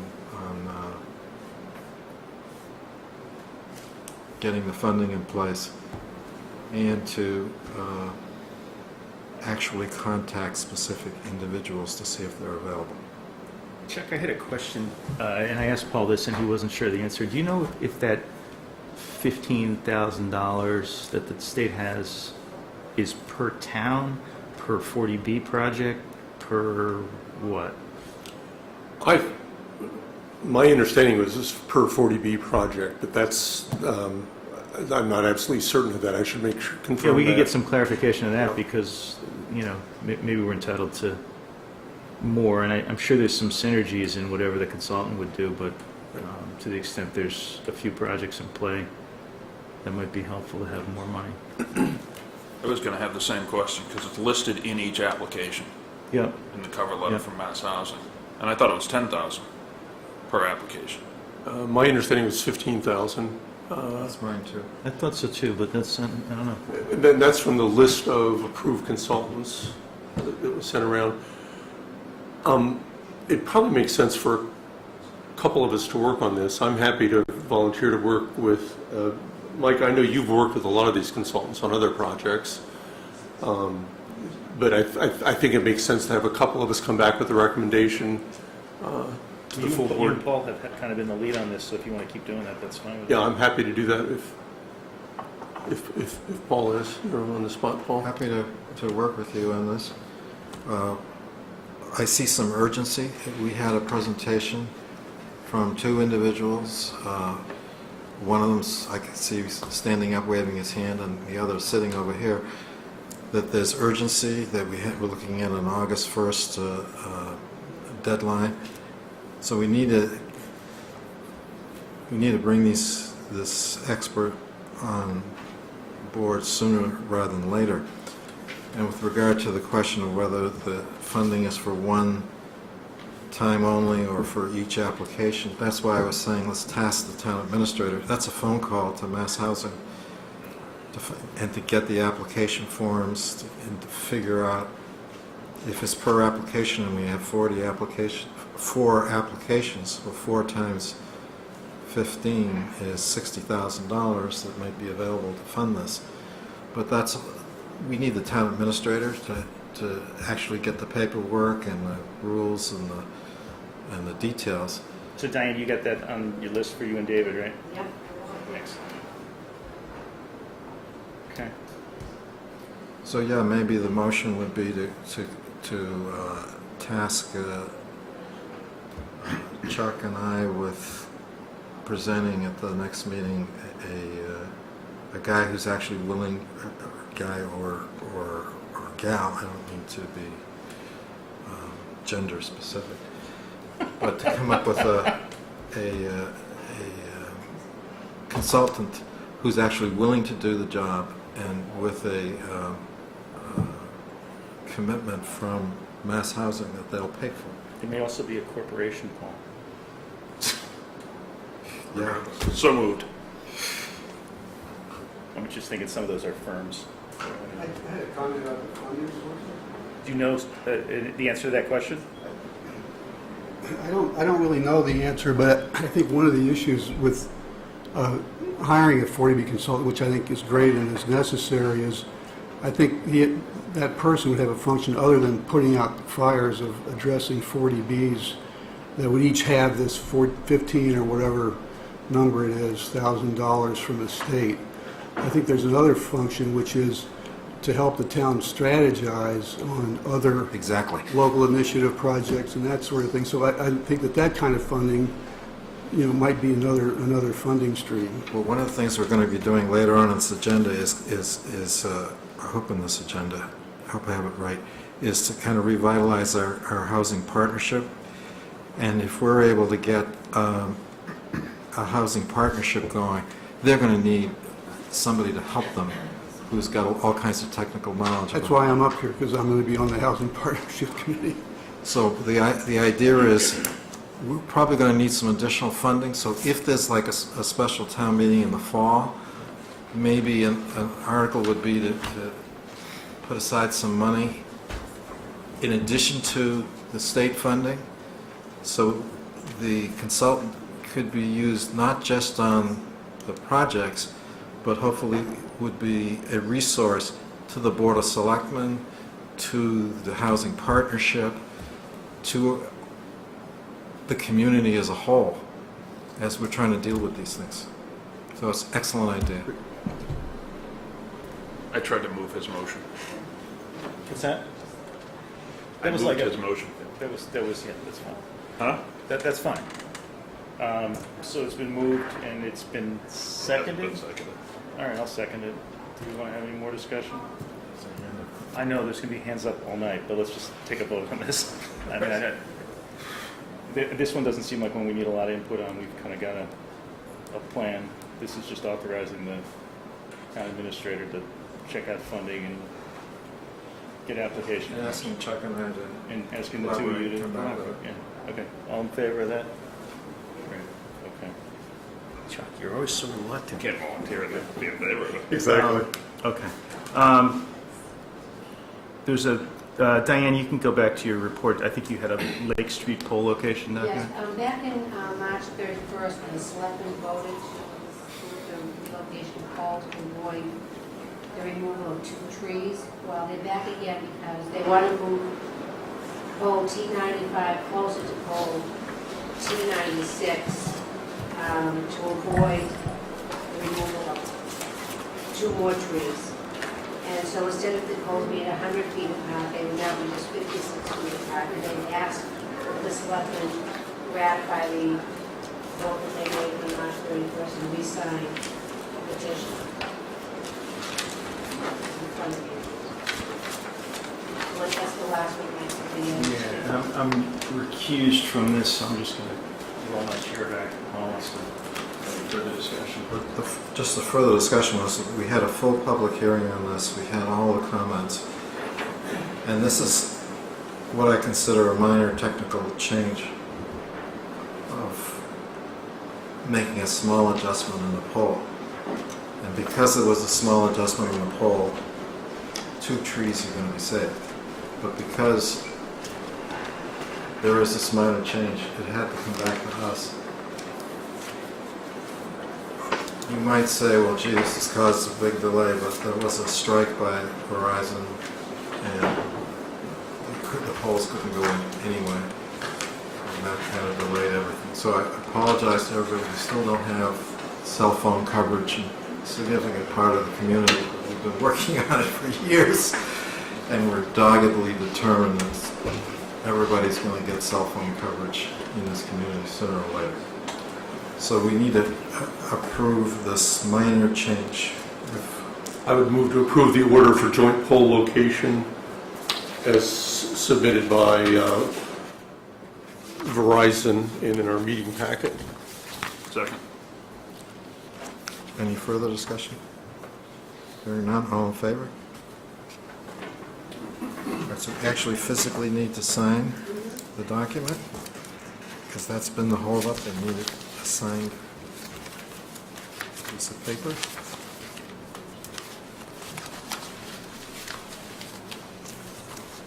And that's to be signed by the clerk of the selectmen. Do we have a date when this thing's going to go live?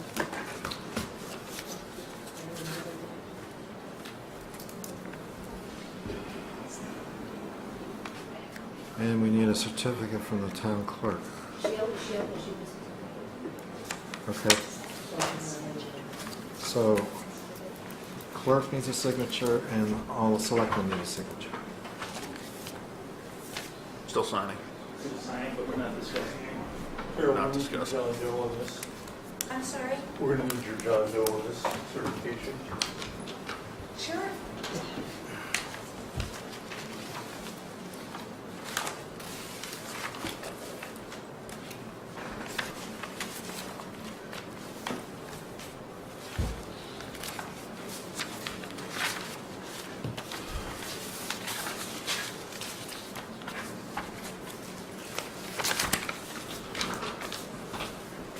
There's actually 3 that needs to be signed, Chuck.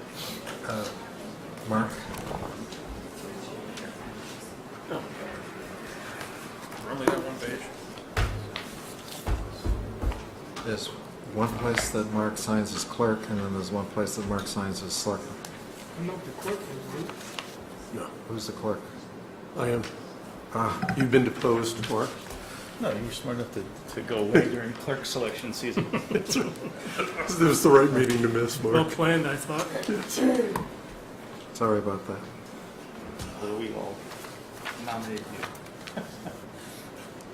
Okay. Are we ready to go on to the next item? Okay. So Diane, why don't you, Places. Monday liquor license And the for previous Wednesday, page, yeah. August meeting in the Sherborn Community Center. okay, we can do that. All approvals from the police department, fire department, and building commissioner. I think we've got the consideration of special town meeting. You were going to go through that, weren't you? Yes, the town administrator has asked that the board consider a discussion on calling for a special town meeting. And he said in the selectmen call for the special town meeting, they'll be in charge of when they want to hold it. Mhm. Citizens petition will be forward, that we have a certain time frame in which we need to work on. So he wanted to know how the board would want to proceed. So I have a suggestion, which is, we know there's going to be a citizens petition come forward. We also know there are a lot of issues in town concerning housing and concerning development and potentially concerning budgets. And from what I saw, the warrant article we heard about tonight during public comment to increase the size of the Board of Health would be the subject of the citizens petition if it came in. That, as long as that is voted at least 60 days before an election, then the new members could be elected at the next town election. We would have, a fall town meeting would put us plenty ahead of 60 days. And so I guess the question would be, from the board's standpoint, is there any advantage or disadvantage to either front-loading or back-loading the date of a town meeting? What I'm thinking about is we could try to set a meeting in September, but if we set a meeting in September, we may be eliminating options to consider other things at that meeting that might get at issues like, well, it's a short time frame. We'd have to set the warrant soon, and we would also not have a lot of time for advisory hearings and so forth. A few years ago, we had a town meeting, I think it was the last week in October, roughly, was that right? And to me, that seems like a better time frame for a town meeting, but I don't know what others think about that. But let me make a couple of points. First, if the citizens submit a citizen petition, we have to have a town meeting within 45 days. So if they literally submit a petition tomorrow, we're looking at an August town meeting. That's a huge burden in several respects. To have a town meeting, a lot of people have to do a lot of work. Advisory has to have a lot of meetings, consider all the articles. We have to do a lot of work. Staff has to do a lot of work in August.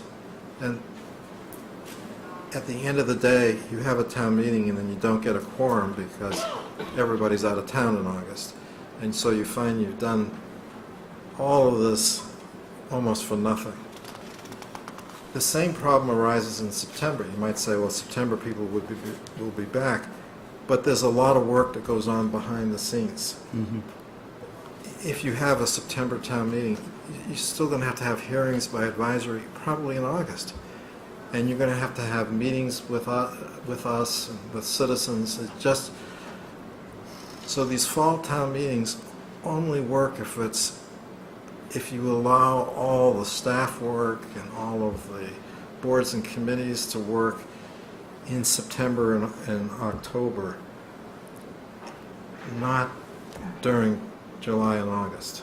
So I wonder if we could ask Diane to find some dates for us in the October timeframe when the school would be available.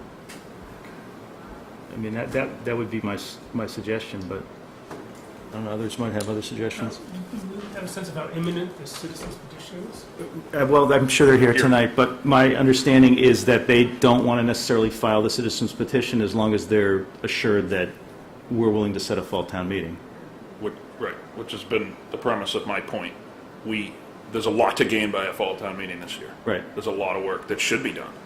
It shouldn't wait till the chaos of next Right. warrant season. So are you saying it should be, I'm saying we should choose it, we should do it.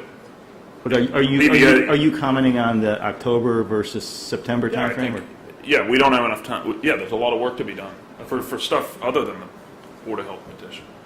We should replace the generator that hardly works here. There's a lot to do. A lot of work. Yeah. A bunch of different articles.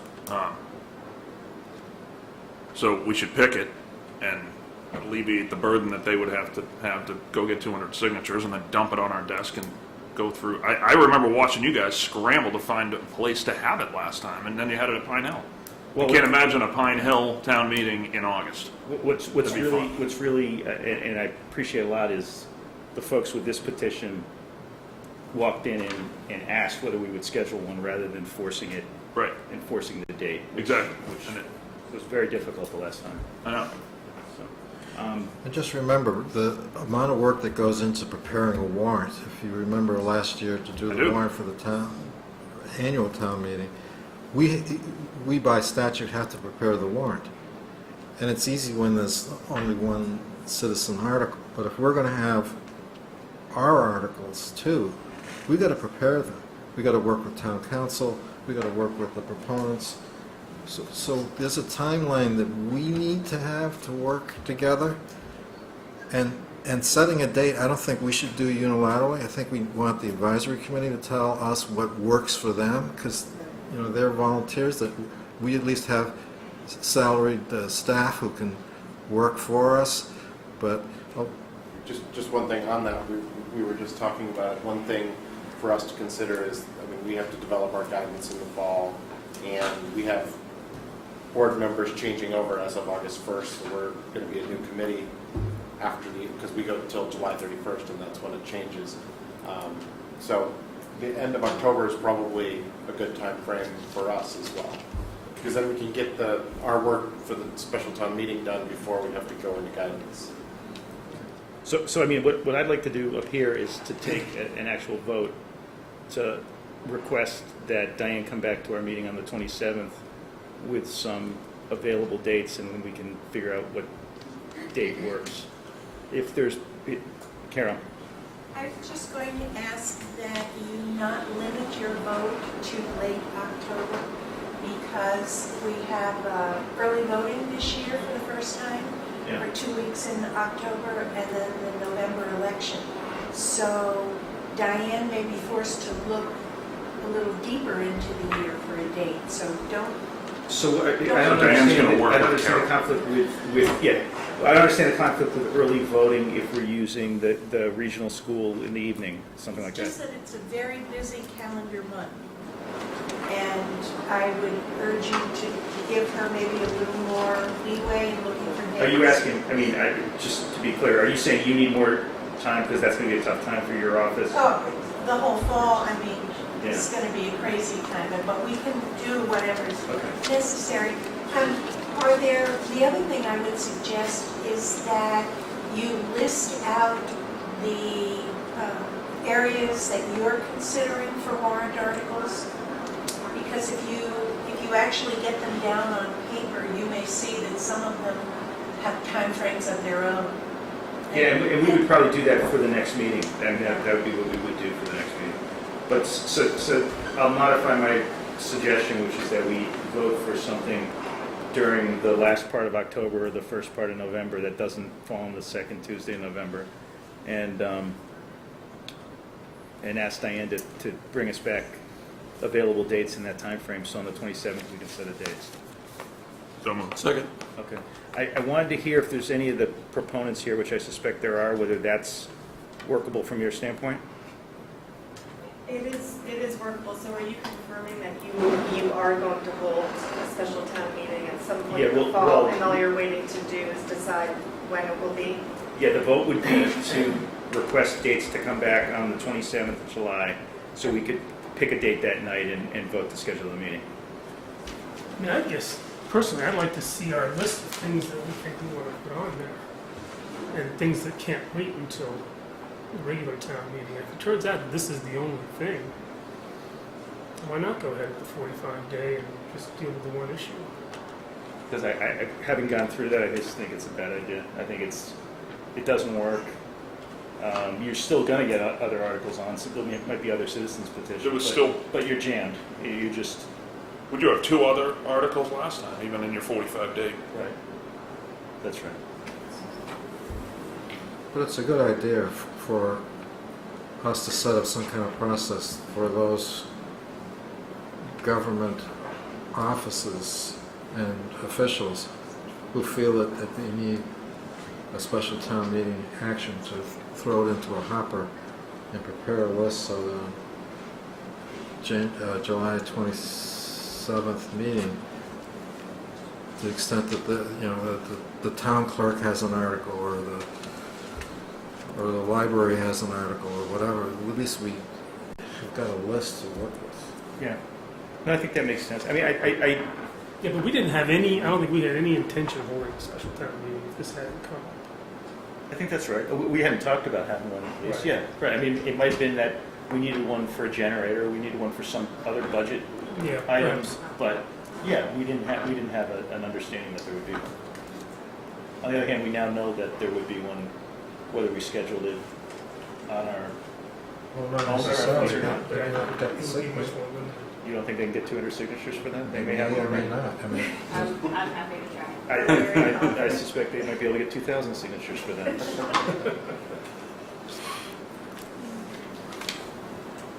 I mean, I'm comfortable doing that, but we should take a vote. Any more discussion on that? Okay, all in favor? So can we just, Yeah, so my motion was to request that Diane return with some dates during the latter part of October or the earliest part of November for a special town meeting when the regional school would be available, and that on our agenda of July 27th, we schedule a special town meeting.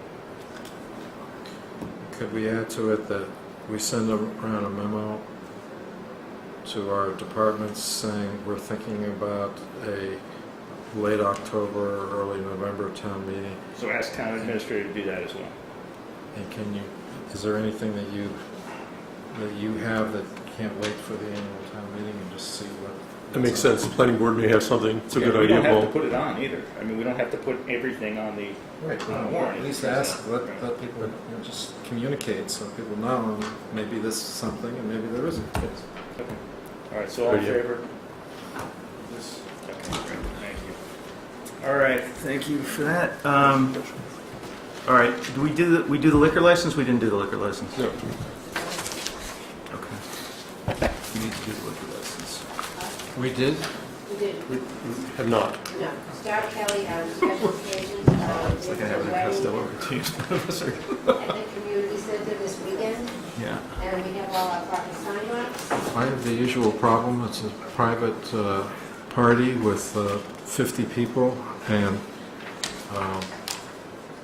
no probable cause to, in my mind, to require the wedding party to incur the expense of a detail. And I think it's particularly intrusive that when people are getting married, I think you want the person who's giving the ceremony and the bride and the groom and not have a police officer standing there with a gun. Just doesn't provide the right atmosphere for a small wedding. And I thought there was a general agreement that 100 would be the number. If it was above 100, we'd have a detail. If below 100, we wouldn't. So I'm going to object to that piece of it. Okay. We don't have our police chief yeah, I here. agree with you, Paul. Okay. So do we have a motion to approve the liquor license?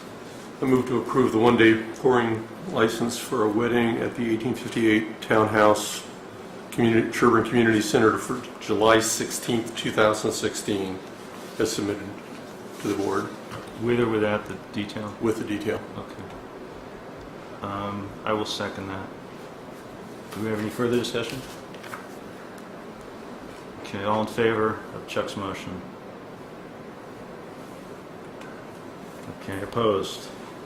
Okay. Before you go on to the next subject, I realized, sorry to do this, but I need to revote the reserve fund transfers because I needed to recuse myself on the transfer to town council because I have a conflict. So I wonder if we could revote that. Just that one item?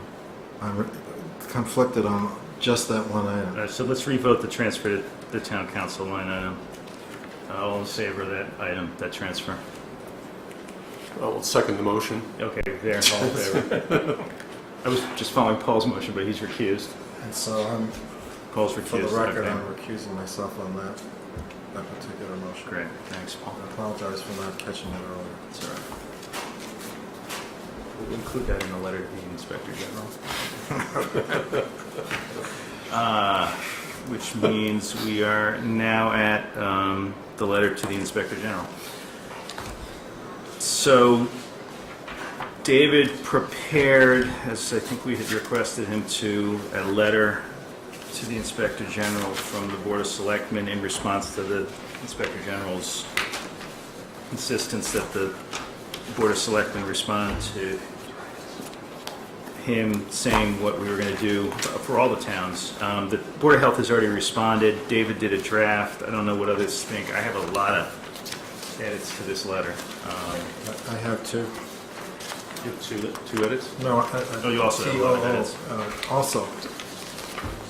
And when does this have to be in, Diane? Do we say? What it says in the front of the agenda, it has to be in tomorrow. Well, I think maybe what you want to do is call him tomorrow and tell him it's going to be late and There he is. between. No, well, no, it's not because he got permission to do it, but in the next several days we'll some subcommittee, maybe me and Paul will devise a letter that can be sent in if folks are happy. I can tell you what my edits were in general without necessarily reading them if it's okay. Some of it was just stylistic, but I also wanted to delete some of the things that David said on the bottom of the first page. There's this paragraph about what the selectmen did in 2014. It talks about discussing options. I would say considering options for responding to the concerns raised, and that those would had included issuing a recommendation to the Board of Health to immediately cease the contractual relationship, initiating an independent investigation, and withholding pay pending the outcome of the investigation. And that the board moved forward with each of those options and also provided the Board of Health with a completed investigation so that the board could make an informed consideration. Hold on, can you stop for a minute? Yeah. You're putting in here that 2014. Yeah. The Board of Health to immediately cease the contractual relationship with the health agent?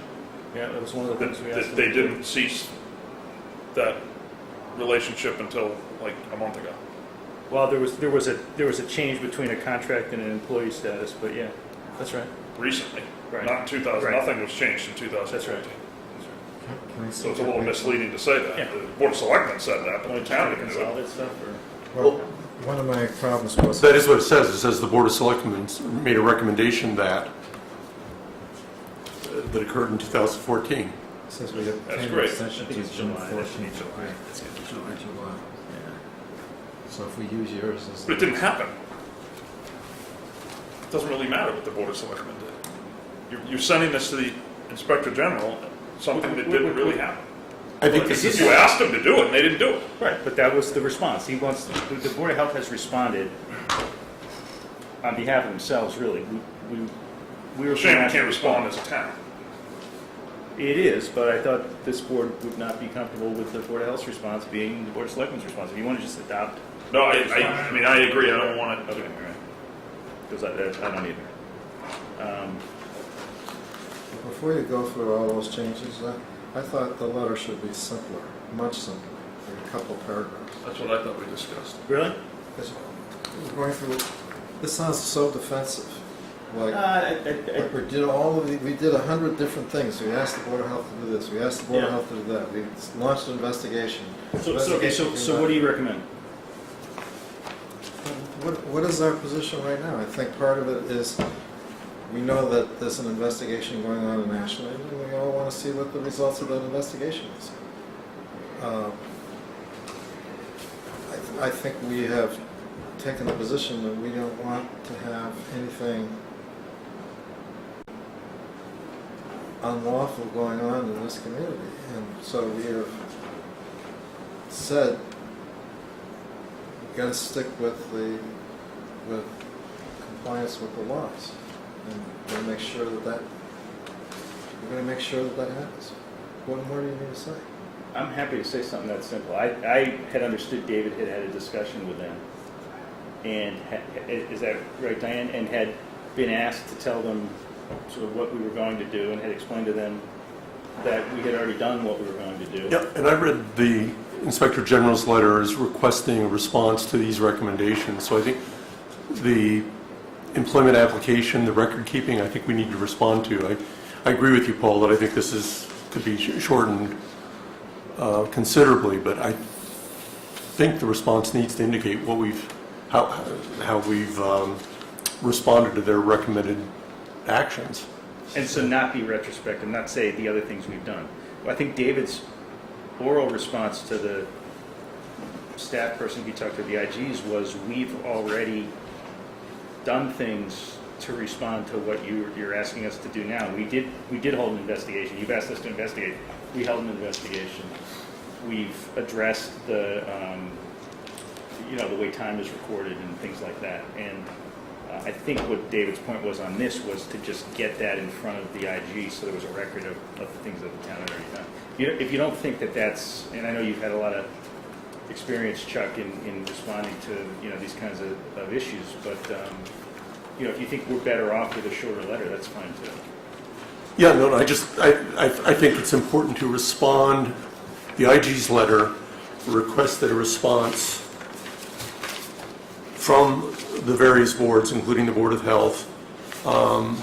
Thank you. Actually, I'm looking for the Inspector General's letter. The way the Board of Health answered it was useful because they took each of the Inspector General's recommendations, and then they had a paragraph responding to each of their recommendations. That's very direct, as opposed to talking about here's all the wonderful things we've done. Well, they were wonderful, but he obviously knows we conducted an investigation because he cites it in his report. But he asked us to do an investigation, so. But he clarified that by saying, well, I know you did the investigation. It was really meant for everybody else who didn't do it. So when he clarified that, didn't he ask us to tell him what we were going to do? Or what we had done? I think he was asking, just as Chuck said, I think he was saying, what are we doing to implement his recommendations? Right. The language is what steps you have taken to address the recommendations identified in the letter. That's the last request in Inspector General Kuna's letter to us. So don't we want a letter that's organized differently, which is... So it's really just these three paragraphs, basically. These four, starting about halfway down page 2, we can just cut the entire rest of the letter off, and then it's really easy. But I do want to say that we know that there's an investigation going on by Ashland. I'm curious to find out what they come up with. They have Melanson and Heath doing an evaluation of whether or not there was double billing and duplicate billing and... I signed off on this, I didn't see a problem. I mean, yeah, I'm sure we can edit it down, but I think it would be good if we got it in on the deadline as well. And so unless there's a real exposure by saying something here that we don't want to say. Well, the problem is whatever we write, Mark, is going to be on their website forever, and it's going to be on our town's website forever. And if it's not accurate or it's not if it doesn't portray us the way we want to be portrayed, then that's kind of a permanent record. Well, to some extent, I'm concerned that it doesn't really address the problem. It talks about all these procedural things, but essentially the problem is, do we have a situation where there is somebody getting paid 2 or 3 times for the same hour of work? That's the fundamental problem. Yeah, but that's not what he was looking to have us address in our letter, Paul. That's the investigation. That's not what he's asked us to respond to. He wanted to know what procedures were in place, right? Chuck, do you have a letter? John's letter? Yeah. What is he asking us? Please inform the OIG by June 30th in writing of the results of your review and what steps you have taken to address the recommendations identified in the letter. What are the recommendations in the letter? There are a variety. One is conduct an investigation. I think that based on Dave's conversation with them, they recognize that we've done that before. Adopt a policy requiring employees to disclose outside employment. Implement procedural changes to remedy all timekeeping deficiencies and internal control weaknesses, and proper timekeeping procedures. So I would suggest we start right here with at your recommendation and with the Board of Selectmen's support, and just go from that last partial paragraph on page 2 to the end of this letter with a few kind of minor edits to take out the fluffy stuff, and I wouldn't necessarily attach the documents. David can provide them if he wants, but I wouldn't reference them in the letter. I don't think they need to be online or part of this. I share Mark's perspective. I'd like to get this in. We've got an extension. We can do that, so that's very easy to do. I think that's a great suggestion. Okay. So it would be everything from... Starting with at your recommendation. Yep. And then, this is my suggestion, and then on the next page, I would delete the bracketed language at the end of the paragraph. On the first paragraph, on the second paragraph, I would just rewrite the last sentence so it said these forms are being reviewed by town council, period. Town employees will be trained in their use so they understand expectations, processes, and consequences. Diane, I'll give you a markup. All right, the documents are attached for your review. Is that coming out? Come out. Yeah, I'll give you the markup. Okay. And then the last paragraph, I would keep the first sentence in. I would delete the rest of it, and I would just add a sentence to the end that says, please do not hesitate to contact our town administrator, David Williams, if you would like any further information on the matters discussed in this response. Does that make sense? Yeah, the one thing I want to avoid saying is that we think that no wrongdoing has occurred. But we haven't said that. This is only prospective. Or that we think that wrongdoing did occur. Right. This is only about procedures that we've implemented. That's why starting here really is the best approach, I think, given everybody's goals of getting this thing in on time. So are we? Okay. Is everybody comfortable with that? Just, if you want to lead in, you keep the first paragraph. What does the first paragraph say? It's just... Yeah, okay. So we'll just X out. It's a good idea, Mark. Yeah, leave the first intro, Yeah, I'd like, again, I'll just give you this markup. David needs to start putting page numbers on his drafts. And they're multi-page.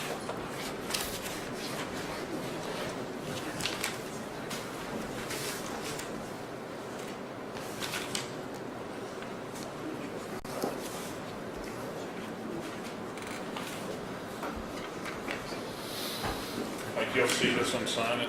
This is gonna go out tomorrow? Yeah, this can go out tomorrow.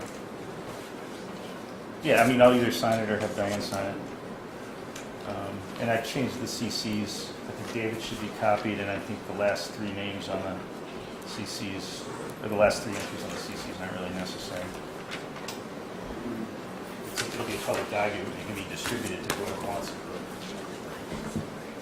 Yeah, that's a great suggestion. Sorry. Okay, so can we take a vote to move that letter along? Authorize me to sign So that? moved. Okay, do we- Second. Everybody okay with that? Okay, all in favor? Thanks, Paul, that was good advice to prepare that thing back. And that eliminated a lot of the really defensive language, too. Yeah, and the convoluted stuff. Okay, next, consideration of draft comments regarding a 40B development on Green Lane, which is due 7/19. I also had comments on that one.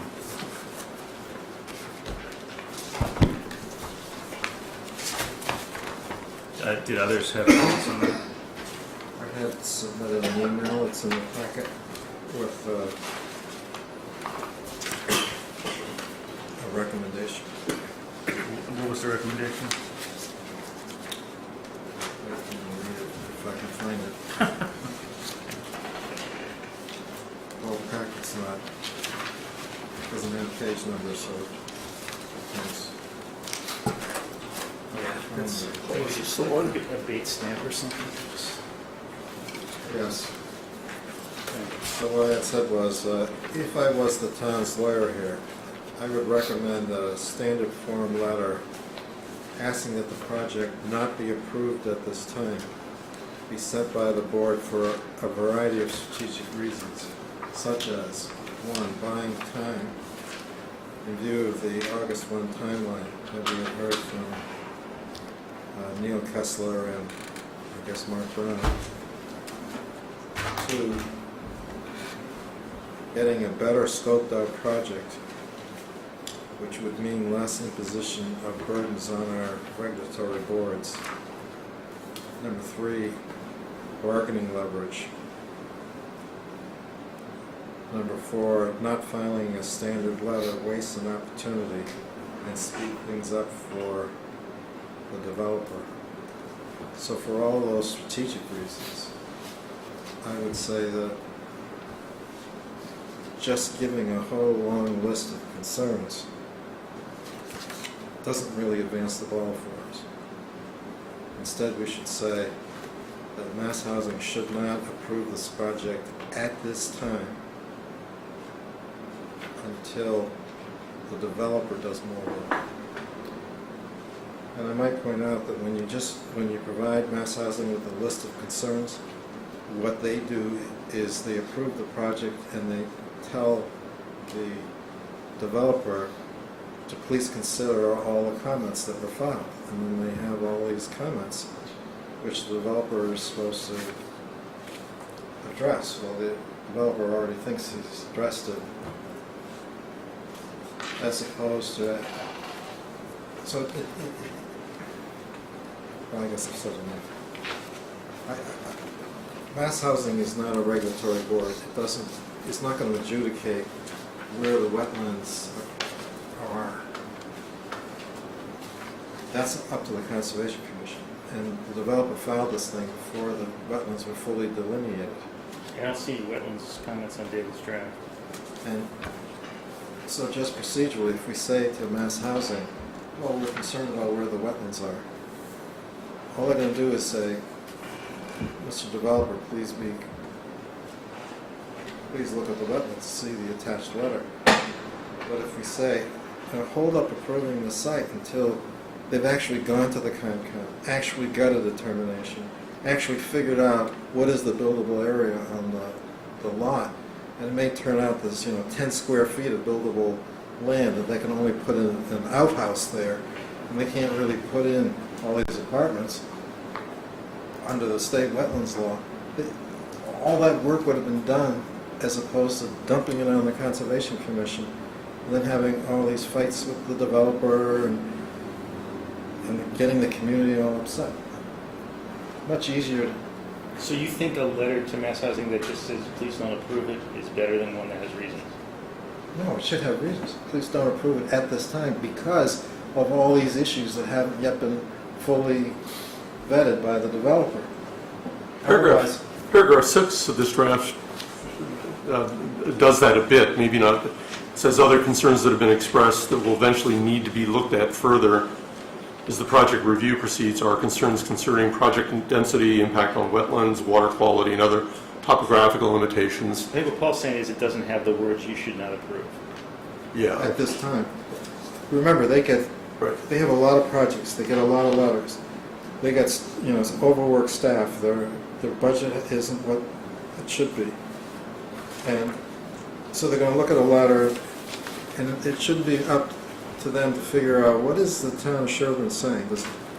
And so what they're going to say is the town of Sherborn is not opposing this thing. They have all these things that they want answered, but that's not opposing the immediate approval of the site. And I'm not saying we should be saying don't approve the site. I'm saying don't approve it at this time until the developer does more homework and submits a better application. To put it another way, many times these developers just file these things willy-nilly because they see it as leverage on some other project they're working on, or they're in a hurry, so they scattershot, 10 different projects, see which ones will get approved and so on. So they don't invest a lot of time and money into it. But if we say to Mass Housing, hey, this is a difficult site, or it has a lot of issues, please make the developer do a little more homework, really take a hard look at the site, and refile it with more work done. Just going to make our lives easier when we have to make the life of our boards easier. So I had a suggestion, which also incorporates your suggestion. One would be to add a sentence to the last bullet point in 5 at the end that says, it is also a scenic road subject to the Scenic Roads Act, and site and project design should be revised to be sensitive to and comply with statutory and regulatory requirements pertinent to this status. And then under paragraph 6, to add a sentence that says, we understand you've received thoughtful comments from the abutter to the project. We urge you to take those comments seriously and require the proponent to properly address the concerns raised in that letter and this one, and then following with Paul's suggestion, until those are addressed, not approve the site at this time. My only comment would be, because our letter is dense and they're getting hundreds of Put it at the letters, front. that should be the first sentence. And the last sentence. And the last sentence. Yeah, that's a great Do suggestion. you want to leave this thing in about the rental? I think this is absolutely right. But do we want to leave this thing in about the rental? That's not one of the developers. Yeah. Well, except Maybe we that can add it in if somewhere. he's really trying to address a housing need in the town, rental housing is a need in the town. No? Yeah, sure. But I don't, You don't think it helps I don't that think letter? it helps. I think we've got some good reasons here. In contrast to I think the opposition to this project stands on its own. Yeah, no, The road but yeah, I mean, there's and some I agree. I don't think we need there's to some mention the rental. significant things that I think it's strong enough. It didn't say that we were opposing. No, I think you're right. So until these things are addressed. Yeah. Mentioning the rental is kind of like, well, we're not really opposed to it. It's almost like a bargain. I think the point of saying rentals is that the housing, one of the pressing housing needs of the region.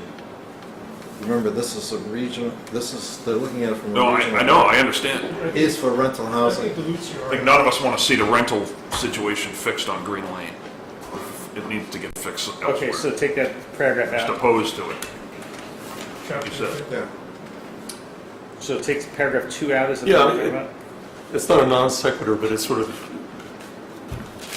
it doesn't flow. So yeah, I agree with taking, and I don't think we need to number the paragraphs because we're now down to 4. All right, so what, paragraph 2 is coming out? Yeah. All right, and not number the paragraphs? That a renumber 6 is, Well, they're only numbered 1, 2, 3, 6, so there's a shortage of 4s and 5s. so now we're down to 1, 2, 3. I would number them all, right? Even these bullet points. Yeah, that's fine.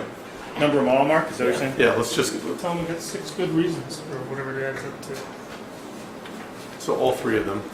6 good reasons for them not to issue site approval at this time until these are addressed. And the reasons articulated in the abutters letter are addressed. So the applicant comes back with a new application that is more fleshed out. All right, so you want to look at this and see if it does what you are suggesting? So, Paul, is it that you'd like to rewrite the last section of the last sentence of the first paragraph? So I want to just put it up front because You just want to put in bold red letters at the top? Right, that's really all they're going to read. Deny. Yeah, I mean, I had the sentence to pick that up at the very beginning, but. Pass it over to you. Yeah, cool. Well, Well, could you read that? Certainly the last sentence of the first paragraph is what he's trying, This is beautiful. it's different than what he's trying to say. It says for the, you want to read You it? want me to do it? Okay, so the Sherborn Board of Selectmen has received a copy of the application for site approval submitted by Green Lanes LLC, Ben Stevens, the applicant. For the reasons stated below, we respectfully request that Mass Housing not grant site approval at this time. And then it talks about the site walk, blah, blah, blah, and I am providing comments below that express concerns raised by members of the Sherborn Board of Selectmen and town staff. And the paragraph 1 as presented in the draft, paragraph 2 as presented in the draft, the bullets as presented in the draft, and then at the end of those bullets, to add that scenic road sentence I read before, and then at the end of the whole letter to add the, the kicker letter that again asks not approve the site at this time.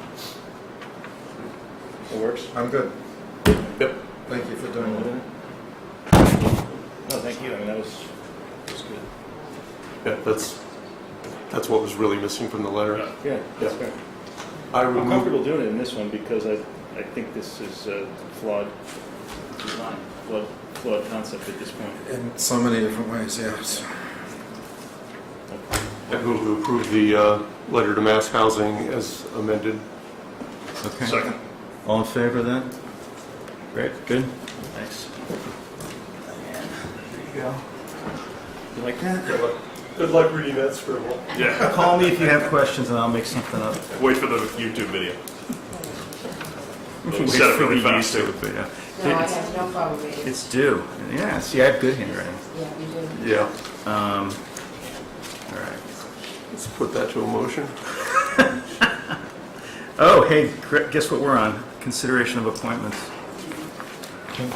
Diane, I think that David intended to include these comments as part of the planning board and Concom comments also as part of our letter, as enclosures, okay? Okay. Can I go to the mention? Yeah, sure. So, Go every room you want, Paul, that law passed. so why don't you deal with like, Minutes and stuff? Okay, that's fine. if you could, or the Yeah. administrative Yep, payroll. yep. Okay. John, can you kick him? Can you kick him? You can't reach him. What's the matter? We're objecting to your bathroom comment. It's 9:30. What do you want from me?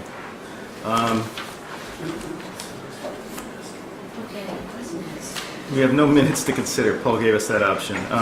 The next meeting is Wednesday, July 27th. We really don't have anything other than the appointments at this point, and then the payroll warrant, which we'll do at the end. Selectmen reports. You know, I can do a selectmen report, which is I went to the COA barbecue last week, and I was one of the grill people, along with Jim Campbell and Mike Kickham. It was a lot of fun. There were about 70 or 80 customers. I think they're all in as good a health as they were when they arrived, so I don't think my cooking was injurious to anyone. And we had great weather, and it was a fun event, so I was glad to get a chance to do that and to, get to see a lot of different people. How much? That was 2 minutes, okay. I would Anything add- else, Chuck? Yeah, I would add, not to be outdone by the Dover Board of Selectmen, wanted to congratulate the Dover Sherborn High School lacrosse team, which won the state championship. I believe this is the 4th time out of the last 5 years. Wow. Pretty impressive. It is impressive. Go Raiders. Yeah, that took 20 seconds. The negotiating team for the school contract has started up. Is now meeting on a weekly basis. And Robin Hunter is my counterpart from Dover. We've been both asked to do updates on the finances of the town for both the team and probably at some point also for the teachers, which is something that I'm preparing.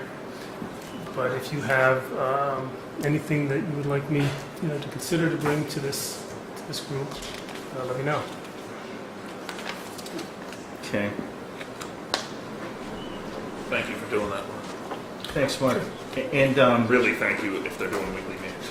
7:30 every Thursday morning. and the reps, there are board of selectmen and school committee representatives. Is that Yes. on this?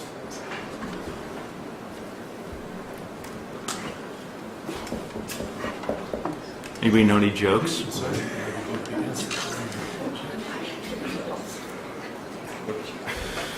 Mike, Yeah. I can offer just a correction, a minor correction. If we have a special town meeting and that town meeting votes to increase the members Yeah. of an elected board, the way the statute reads is very fuzzy, so I ran it past town council and she confirmed. Sounds strange, I know, but in May of 2017, which is our next election, yeah. Yep, our next election, we would add one member to the Board of Health, 1 3-year term. So there'll be 2 places on the ballot. In May of 2018, we would add the 5th member. It's the way the statute is written. It's where I find it very strange, but we have It probably made sense in 1830. we'd have to adhere to it. Wow. Unless we Okay. make them appoint, 1730. then we can appoint both of us. Well, that'd be a different article, but yeah. The other thing is that, just as a point of information for the public, once you guys call a special town meeting, citizens can submit petitions to add articles to that agenda, but for a special it takes 100 votes. signatures, Signatures, right? which is very different than the annual town meeting warrant article petitions. Okay. Hey, thanks, Carol. That was good. Thanks for the help. All right. Now we're on to consideration of appointments.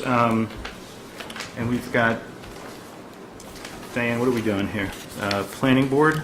Planning board is here tonight too, because they can join us. It's a joint appointment. Okay, and I know there were multiple candidates for the planning board. I don't know how you want to proceed. We're to appoint 2 seats, and maybe we should appoint one at a time. Is that the way that would work? Vote one at a time, I would think. They have the same term, only They until they do, but there's 3 people for 2 3 people seats. for 2. So it would seem to me we'd want to vote one, and then whoever's left, we could then vote the second. Or We need to match votes, don't we? that's what I mean. Yeah. Kind of. But how, Position. is there another way to do it? I don't know. You I don't think so. You can vote both. It's up to you. I guess my question is, what if we split the vote? We choose to, or do we vote all as one? We all vote As one group? Group. Okay. Yes, for someone, when you have a vacancy on an elected board, there's a committee of the whole where there is 4 members of the planning board and 5 of us, 9 people voting, and to elect There's the 8 House. tonight, There's 8? because we're missing 2 people. Remember, that's why we're pointing to. Okay. So there's 8, that means you need 5 to elect. You need to have, somebody has to get 5 votes. Okay. So I've seen it done different ways. Let's go for it. All right, so do we have a nomination for the first seat? Well, could I hear the recommendations of the planning board? I was doing it a different way, but sure. I was going to let John nominate somebody.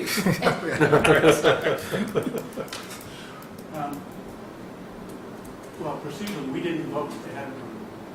So, You're going to do it now. we'll do it now. So in other words, they don't have Yes. a recommendation. So, Yeah. so does somebody want to put a nomination into the? Let me think.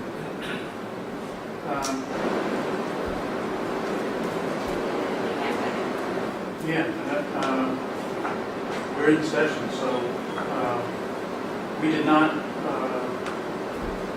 we came up with our recommendation before there were 3 candidates, only had 3 candidates. Okay.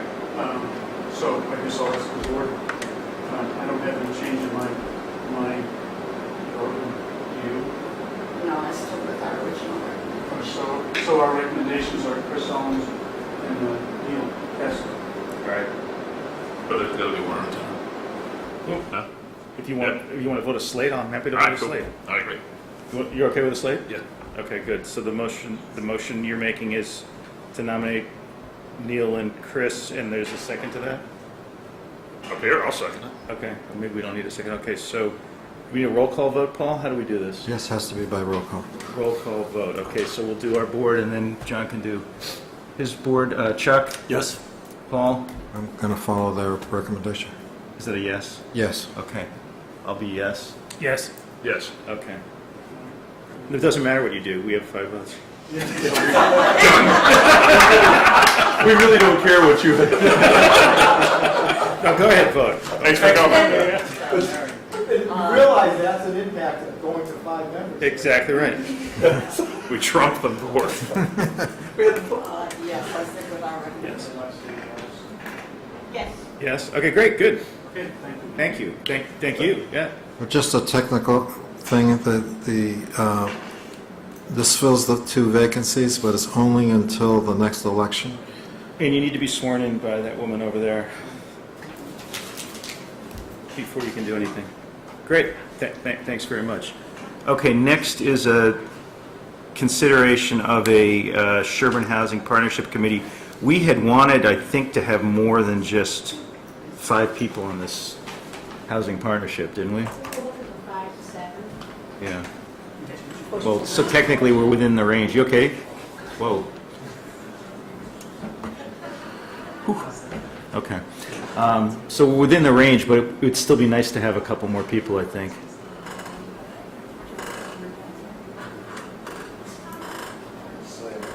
But it's important to get the committee up and running and have it function. There's a lot of issues. We're way overdue on this, in my opinion. So I'd like to move to get this committee going at 5, and then add to it as names come along. Okay.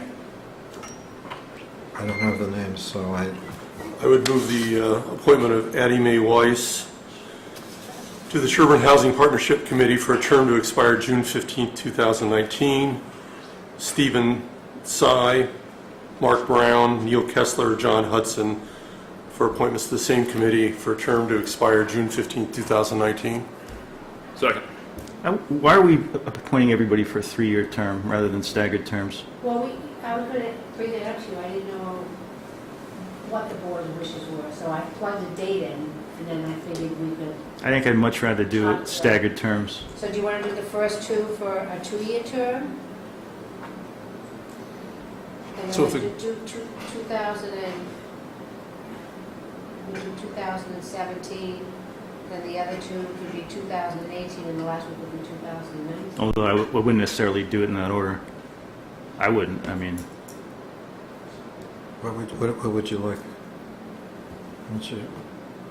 I would like to appoint Addie for 3 years, as somebody with some experience in this area and who's already been involved in this area. And agreed. then there are 4 other people who could either be 3, 2, or 1 year. Can I see the Do names? you want to just tell me? Oops. Well, Mark Brown's been here a little while. Yeah, I think Mark has got a lot of skills, so I would I do put him him for for 3. 3 years too. Okay. With that, I agree with that. Or is there any issue with being an active opponent and a abutter to an existing 40B? He'd have to recuse himself wherever he's a butter under the State Ethics Act For that project. for that part. But it's not an issue to deal generally with housing policy or creating some other type of development, right? No. You have words on that? That could easily be cleared with the Ethics Commission. Yeah. Well, it's just state law that you're presumed to have a financial interest in property that abuts yours. So he would not be able to see here. So in terms, I guess what I'm getting at, and maybe it involves Addie a little bit too, in terms of the other development, but in terms of this group's charge to create a housing plan that may or may not take into account 40B projects that are already on the table or have already been, proposed. Is that creating an issue to have people who have been advocates in one way or another on this? Not that troubles me at all. Okay, well, I mean, you have the most experience with these things in terms of what other towns. I don't think Addie's any more conflicted than any of us. She's You're not more of a butter than the rest of us are, the other 40Bs. She's down the street and around the corner from that. Okay, so there's not a direct abutter issue. No. I mean, I know my own discussion with that committee before the planning board was as long as I wasn't making a direct decision on a particular project, which I don't see how the housing partnership committee would be. You're not deciding on projects. The decision Right. that conflict with the cost. So you're creating a plan.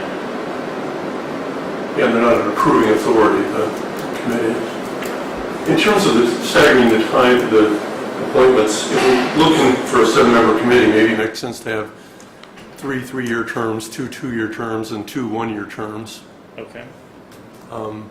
So I would amend my motion to, and I don't know if the committee's talked about this, but John Hudson not being here, I would recommend him for a 2-year term. And Stephen and Neil, do either of you volunteer for a 2-year as opposed to a 3-year term? Fine with anything. Okay.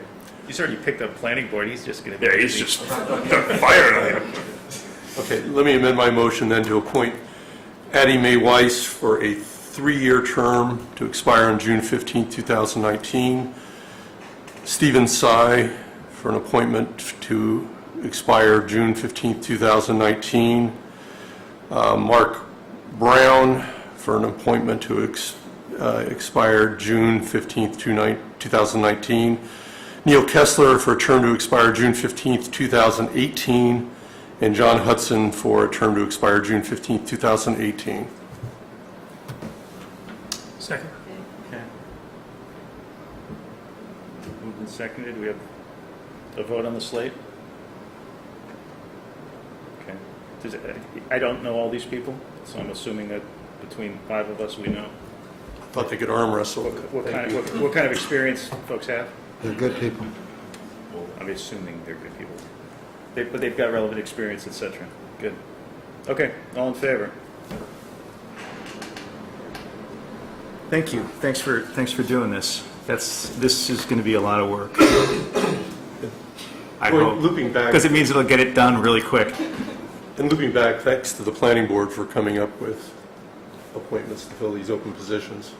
Nice work. Okay. Are you going to be set for a while, or are there any others? Thank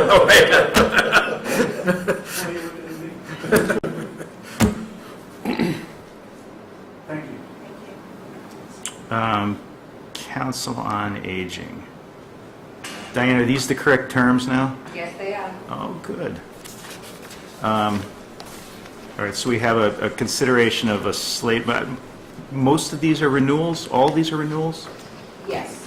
All? Okay. Sally Tipton for a term to expire June 15, 2018. Tricia Caldecott, a term to expire June 15, 2017. Ann Nichols for a term to expire June 15, 2018. Christina Winterfeld, a term to expire June 15, 2019. Geraldine Hahn, a term to expire June 15, 2019. George Shea, a term to expire June 15, 2019. Jean Rosso for a term to expire June 15, 2017. Move approval. Okay. Any discussion? All in favor of this slate? Good. Thank you, everybody, for agreeing to serve. That's a very strong committee that does a lot for the town. Tax Aid Committee. What about doing the Conservation Commission so they can go home? Okay. We've got a nomination. So, Neil, you sure you want to do this? I mean, it makes me a little uncomfortable to appoint you to 3 boards in one night, to be honest with you. Nothing against you. I just think I think you're taking on a lot, and I also think it's maybe not good to concentrate 3 boards in one person. Yeah, please, Steve, comment. Neil's been an associate member of the Conservation Commission. Yeah. He's been extremely energetic and active and knowledgeable. I know he is, in yeah. our works. I say if you want to get something done, you ask a busy man. And he can get it done, in my view. And he has a degree in environmental studies, so he's well qualified. I think in this sort of era of future 40Bs, he's very good to have on hand. He's better than I am at it, so I think he'd be very good. So I move to appoint Neil Kessler for what? Term to expire June 15th, 2019, a familiar date. For Conservation Commission. It only counts as one at a time. You only get a year's credit. You're not going to get this volunteer award for the most years served.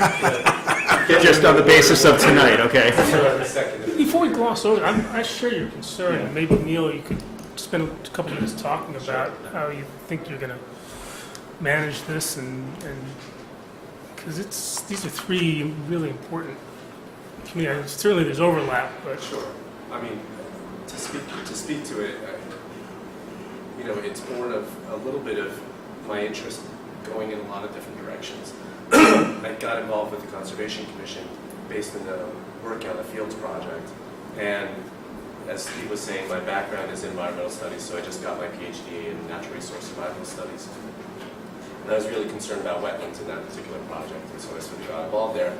And the deeper I went into it, the more it was about not just conservation and not just wetlands and not just those issues, but then it became about affordable housing. That's why I've really just started to study, I guess maybe the interaction in my mind of 40B projects or affordable housing in general in the state and its effect on things like wetlands and water quality and health and all those things. And so even though there's 3 positions there, I see them as a confluence of things in which I feel with which I feel comfortable and which I feel very energetic about. I moved to the town probably 2.5 years ago.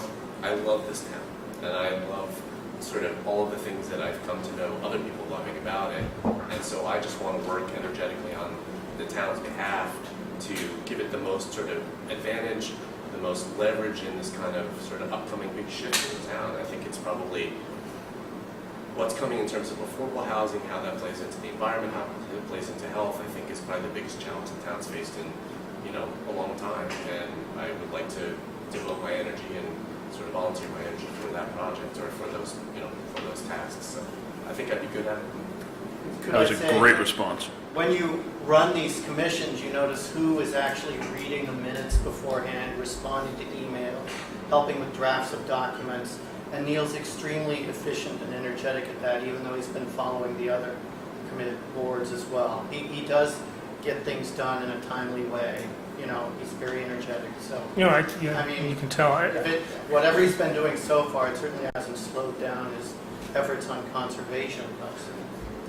I think it'll be great to have the tribal knowledge across the groups, but we've been dinged in the past for not having enough diversity on our boards in terms of people. So I'm inclined to do it, but I think it's a bit of an experiment in a way. I don't know if we've had a similar situation. Probably have if I went through this list. So it's like a 9-month commitment to planning board at this point. And this is what, a 1-year appointment? 2 years? Oh, this is a 3-year appointment, okay. 3 years. That's true, I wasn't thinking about that. I think There he actually just, was another candidate for the planning board. That's okay, I'm too late now. Yeah, that's good. I think he just highlighted an awesome overlap that you can't always duplicate, right? It fit into his expertise. Yeah. Well, and especially since the planning board is only 1 year. Right. Yeah, I don't have Less any than- hesitation on the skill set or any of that. Right. It really was more what Mark just articulated better than me, which is The diversity. it's a concentration rather than reaching out. On the other hand, we know how hard it is to get people to volunteer for anything, and Yeah. we only had 5 people step forward for a 7-person housing partnership. So, okay. I guess Be nice to find I'll somebody be with a glad to master's second in that. urban and land use planning from MIT, for example. that'd be good. Maybe Gino has. That's it. Ready? Yep. We ready? All in favor? Someone, yeah.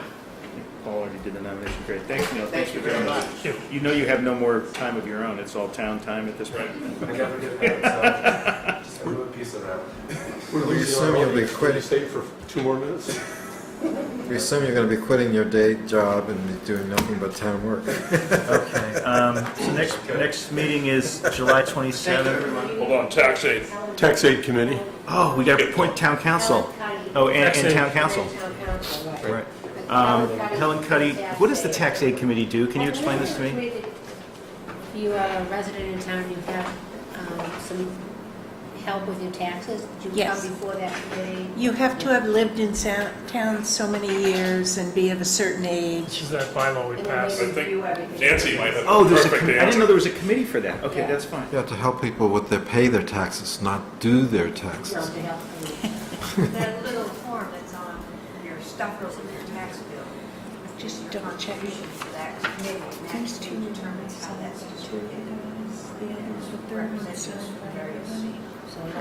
Okay, I just was not familiar with that or hadn't thought about it, I guess. Okay, so we have a nomination of Helen Cuddy for a term. Did somebody nominate Helen I Cuddy? don't know. So moved. Does anybody know? I don't know Helen, but I do. I assume Paul does. What's that, you know the sheet? What's that? What? It's the tax, you asking what committee? No, what? Oh, I thought you I'm were asking. asking what he said. I didn't. Yeah, usually we get the I'll second applications with these. Paul's. I have them all. Oh, you do? I can't do mine yet. Didn't we get it, they weren't in our package, right? Well, I noticed they weren't in the packet, so I just made one master copy. Okay. So if you'd like to take a look at them, they're all here. Yeah, no, please take 30 seconds. I don't have the list of people who are applying for different things, so I've been watching Mike's copy, but I know, I would say Helen has 27 years of volunteer experience. yes, I know her well. I know her well, and Yeah. Oh, I certainly can vouch for her. I'm not asking any questions. They should, they're all here. And for the tax aid committee, one of the things they do is to look at people.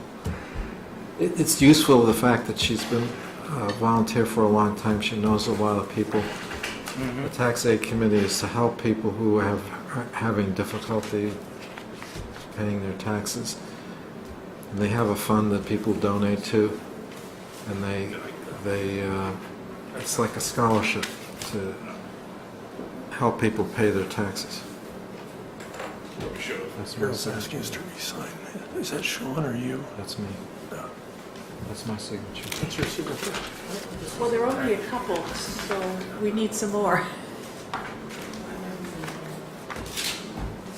Verizon poll. What? That's the Verizon poll. We signed it. All right, let me get, Yeah. So I'm nominating Helen Cuddy. Okay, so Helen Cuddy's been nominated, seconded? Second? Second. Okay, all in favor? Aye, great, thank you. Now we have town council. I know, Paul, you said you have to recuse yourself from this one. This would be a renewal of the agreement for legal services with Barbara St. Andre's firm. And there was a data sheet for the packet that isn't in here. Which is That was the in that data list- sheet? That was in the Did list. she just go to copy it? That was in the list of appointments. I just asked Diane. Thanks. Oh, We're so still it's missing that. Okay, got somebody. it. But it listed all the numbers and everything This is all which, the numbers for, for this next discussion. It was the fact sheet that should have been, which, now I get it, because it kind of just ended up there, and I never, what? Gentlemen, we still only have 4 signatures, and I can't tell who's missing. on what? No, you're only gonna get 4. I'm only Mike is recused. I'm recused. You mean? Do you need me to resend it? No, not if you recused your, this was on the poll. No, Paul was, no, Mike was. I'm recused. Mike recused himself. Oh, okay. I'm recused, I'm out. The only one I can identify. Thank you. You're welcome. Ugh. Although I made a good guess on Mark. Yeah. Well, you know what they say about readable signatures, don't you?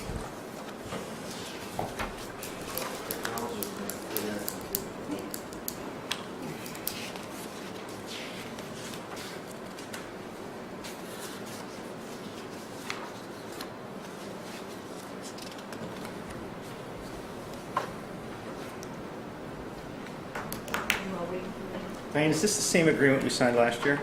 Is it identical, do you know? I believe that it is. All right. Maybe to sign it, we should wait until David comes back and compares it to what we signed last year.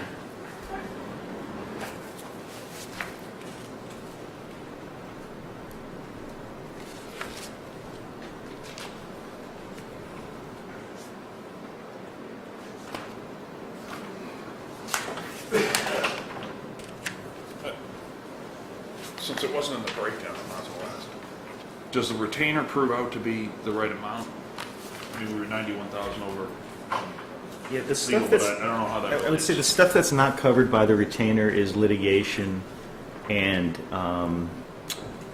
outside contractual stuff. I mean, the retainer lets David or anybody in town call and ask Barbara for advice, for example, on the 40Bs. But if it comes to actually, filing or defending litigation, that's outside of the retainer. And so the reason we were so high over the retainer amount were the projects that were not covered by the retainer. And specifically, mostly labor stuff, the health insurance change, and the fields at Sherborn. And so how do we know the retainer is the right number? I remember going through it when we, Yeah, I think the last time we, I guess, how do we know we're getting a good deal for that retainer? How do we track that?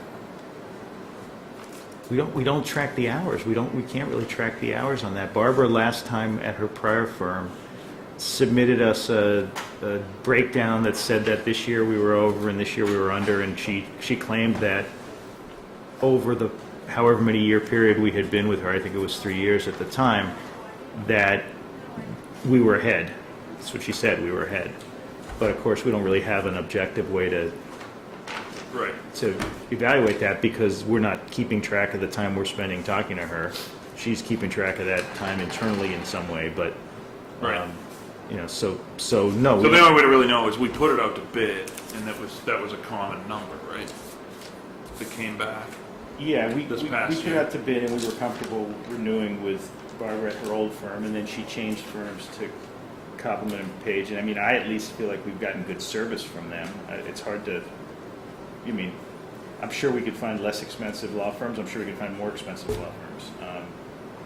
If you want, we can. No. Did Put it you, off. did you and Chuck We- you guys have a recommendation? Yeah, I would recommend renewing it. I talked to some labor counsel that I know when we were dealing with the potential labor litigation issue, asked for their best proposal, and it was not $190 an hour. It was $350 from somebody who normally bills about $600 an hour. Really? Municipal law firms bill at lower hourly rates, but I share Mike's view that I think the service we've gotten has been good. Mike, is it possible to ask them for billing details on the retainer services? I'm sure we can ask them for that. Yeah. Because we got that letter from, You think you have some info about what they do, but do they do it on an hourly basis of what goes into the retainer? I believe So you should probably be sharing that with us at least. Yeah. Okay. I would like to look at that. I'll send That's, you off the one I just recently got. Mhm. I mean, I'd like to vote the year, not the longer term, and I'd also like to have, I think David, just because he's closer to it, Diane, have David review this and tell us that this is consistent with what we've already got in place with Barbara. You don't think David reviewed this before he? I don't think he reviewed this yet, no. No, I think he just got this. Oh. We just asked July for a 1st. red line version.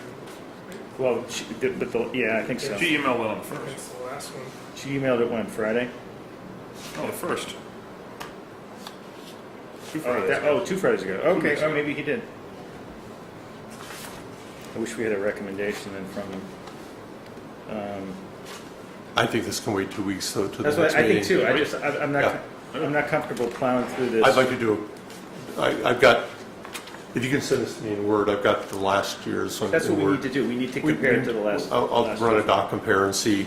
The hourly rate has changed. It's $5 over what it was last year and $5 less than what we were paying in FY15. You ought to just take Paul's signature line off then, so it doesn't just get left blank. They're not gonna sign it. Right? Yeah. So we spent 65 plus 90? I'm sorry? No, our budget was like 80. Our legal budget was something like 80. No, but we Or were actually actually, only about 70 of that went to them. Our legal budget was 80, Yeah. even though the retainer was 65. right. 22 went to consulting, environmental consulting. Right.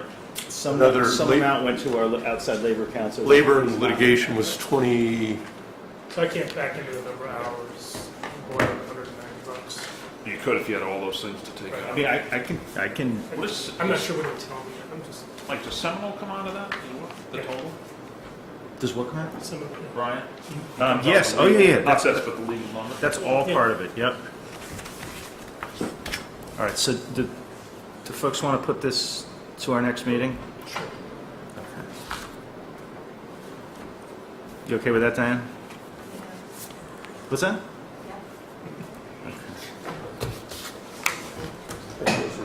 yeah. That's a late night, yeah. Which on the 27th? She's good.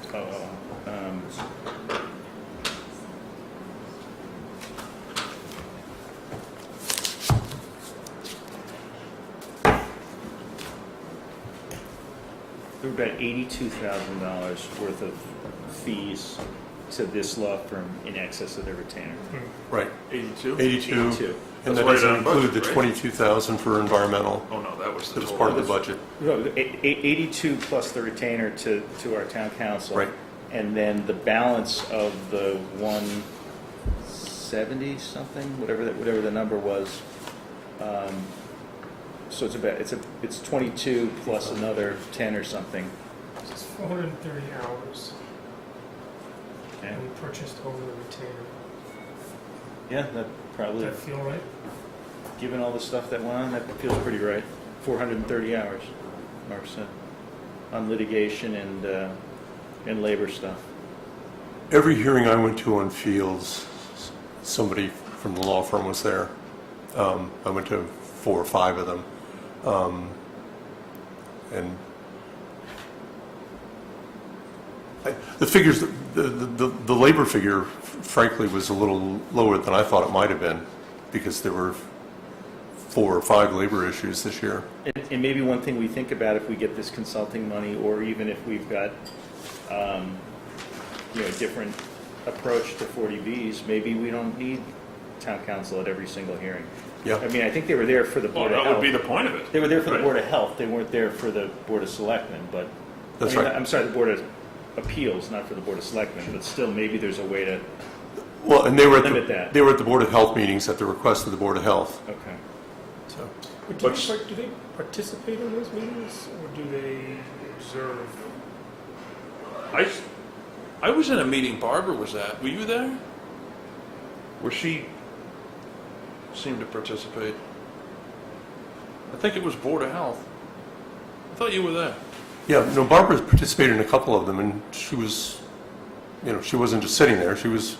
My impression Providing is if input. we're hiring an expert, that, yeah, our legal counsel wouldn't be there. That's, Right, unless there was a legal question, a regulatory question, which supposedly is what she was, I would hope that the 40B expert would also, at least have the ability to do that. yeah. Right? Okay. All right, so we're going to put this one off. I mean, I think Chuck and my recommendation is still that we continue with the same town council, but I do want to make sure we're signing the right contract before we sign the contract. So we have a motion to adjourn. So moved. Second. Any further discussion? Well, yeah, actually, one more Okay. thing. So we're on for the 27th. Do we want to set the one after that? Okay. I think that'd be a good idea, Mark. How many times do we need to meet in, Yeah, 27th, right? Well, if we're working towards a special town meeting, probably need to have meetings every week. Not in August. That was just a job that Sean. No threat or a promise. do you want to try to meet on the 10th of August? What day of the week? It's a Wednesday. So Wednesday. Wednesdays are good. Does that work? You okay with that, Chuck? Yeah, that works. All right, 10th of August it is.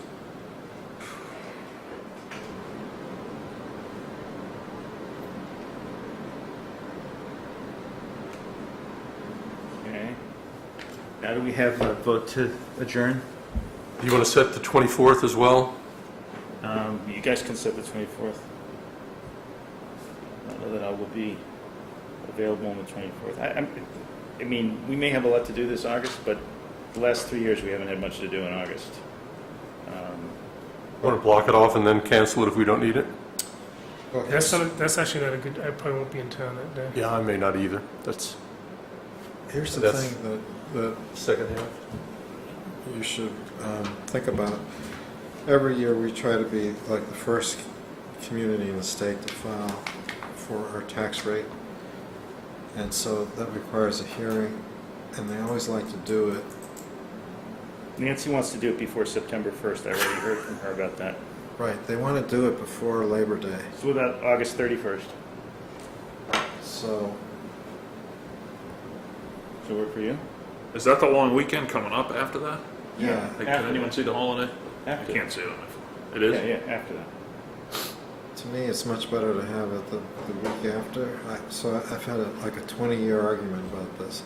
It's much better to have it after Labor Day because it's supposed to be a public hearing, you have the public participate, and we'll still be the first in the state if we have it after Labor Day than if we have it before.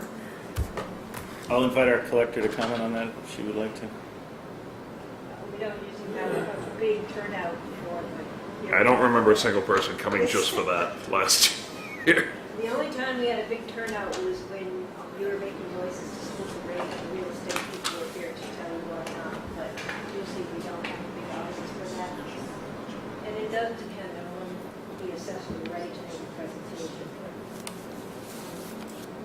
I don't know what the date is. You know, we can tentatively... Don't the assessors have to come in and We give can us a also, presentation we can also for that? set this next time we meet, too. Yeah, why don't we do that? We'll set that the Defer it next till- time we meet, okay?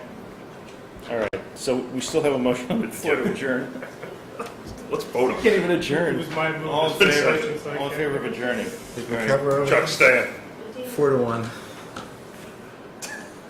Did we pick the 31st? No, we did not. No. We're gonna come back We're done. because we have a... Done for the year? No, we're done for Violating open meeting laws at this point. That's right, Chuck. We're done for fiscal year. Whoa, hang on, we gotta reconvene because we still need to do one more vote. We gotta vote the warrant. Hang on a second, we're not adjourned. We're not adjourned. Man. Okay, That's not legal. what's that? Well, we gotta vote this warrant. No, but you adjourned, so Well, nobody left. You can adjourn. I've taken that back, and no one had left the table. So we are going to vote this warrant. Or we can move to reconsider the motion to adjourn. You want to do that? Yeah, I move to reconsider the motion to adjourn. I'll second it. Okay, all in favor of that reconsideration? Great. Okay. We still on the air, seriously? Did you? This is getting silly, but we have a warrant here, and this warrant is for the town administrator, and then salary, and then we have the final warrant of the year, which we also have to approve, and that warrant also includes our severance package with the town accountant. We thank her for her service, and we would vote that now as part of the approval of the warrant. Okay? All in favor? Oh, I guess I should move to approve. Second, all in favor? Okay. Now do we move to adjourn? Move to adjourn. Okay. Second. All in favor? That's great. Okay.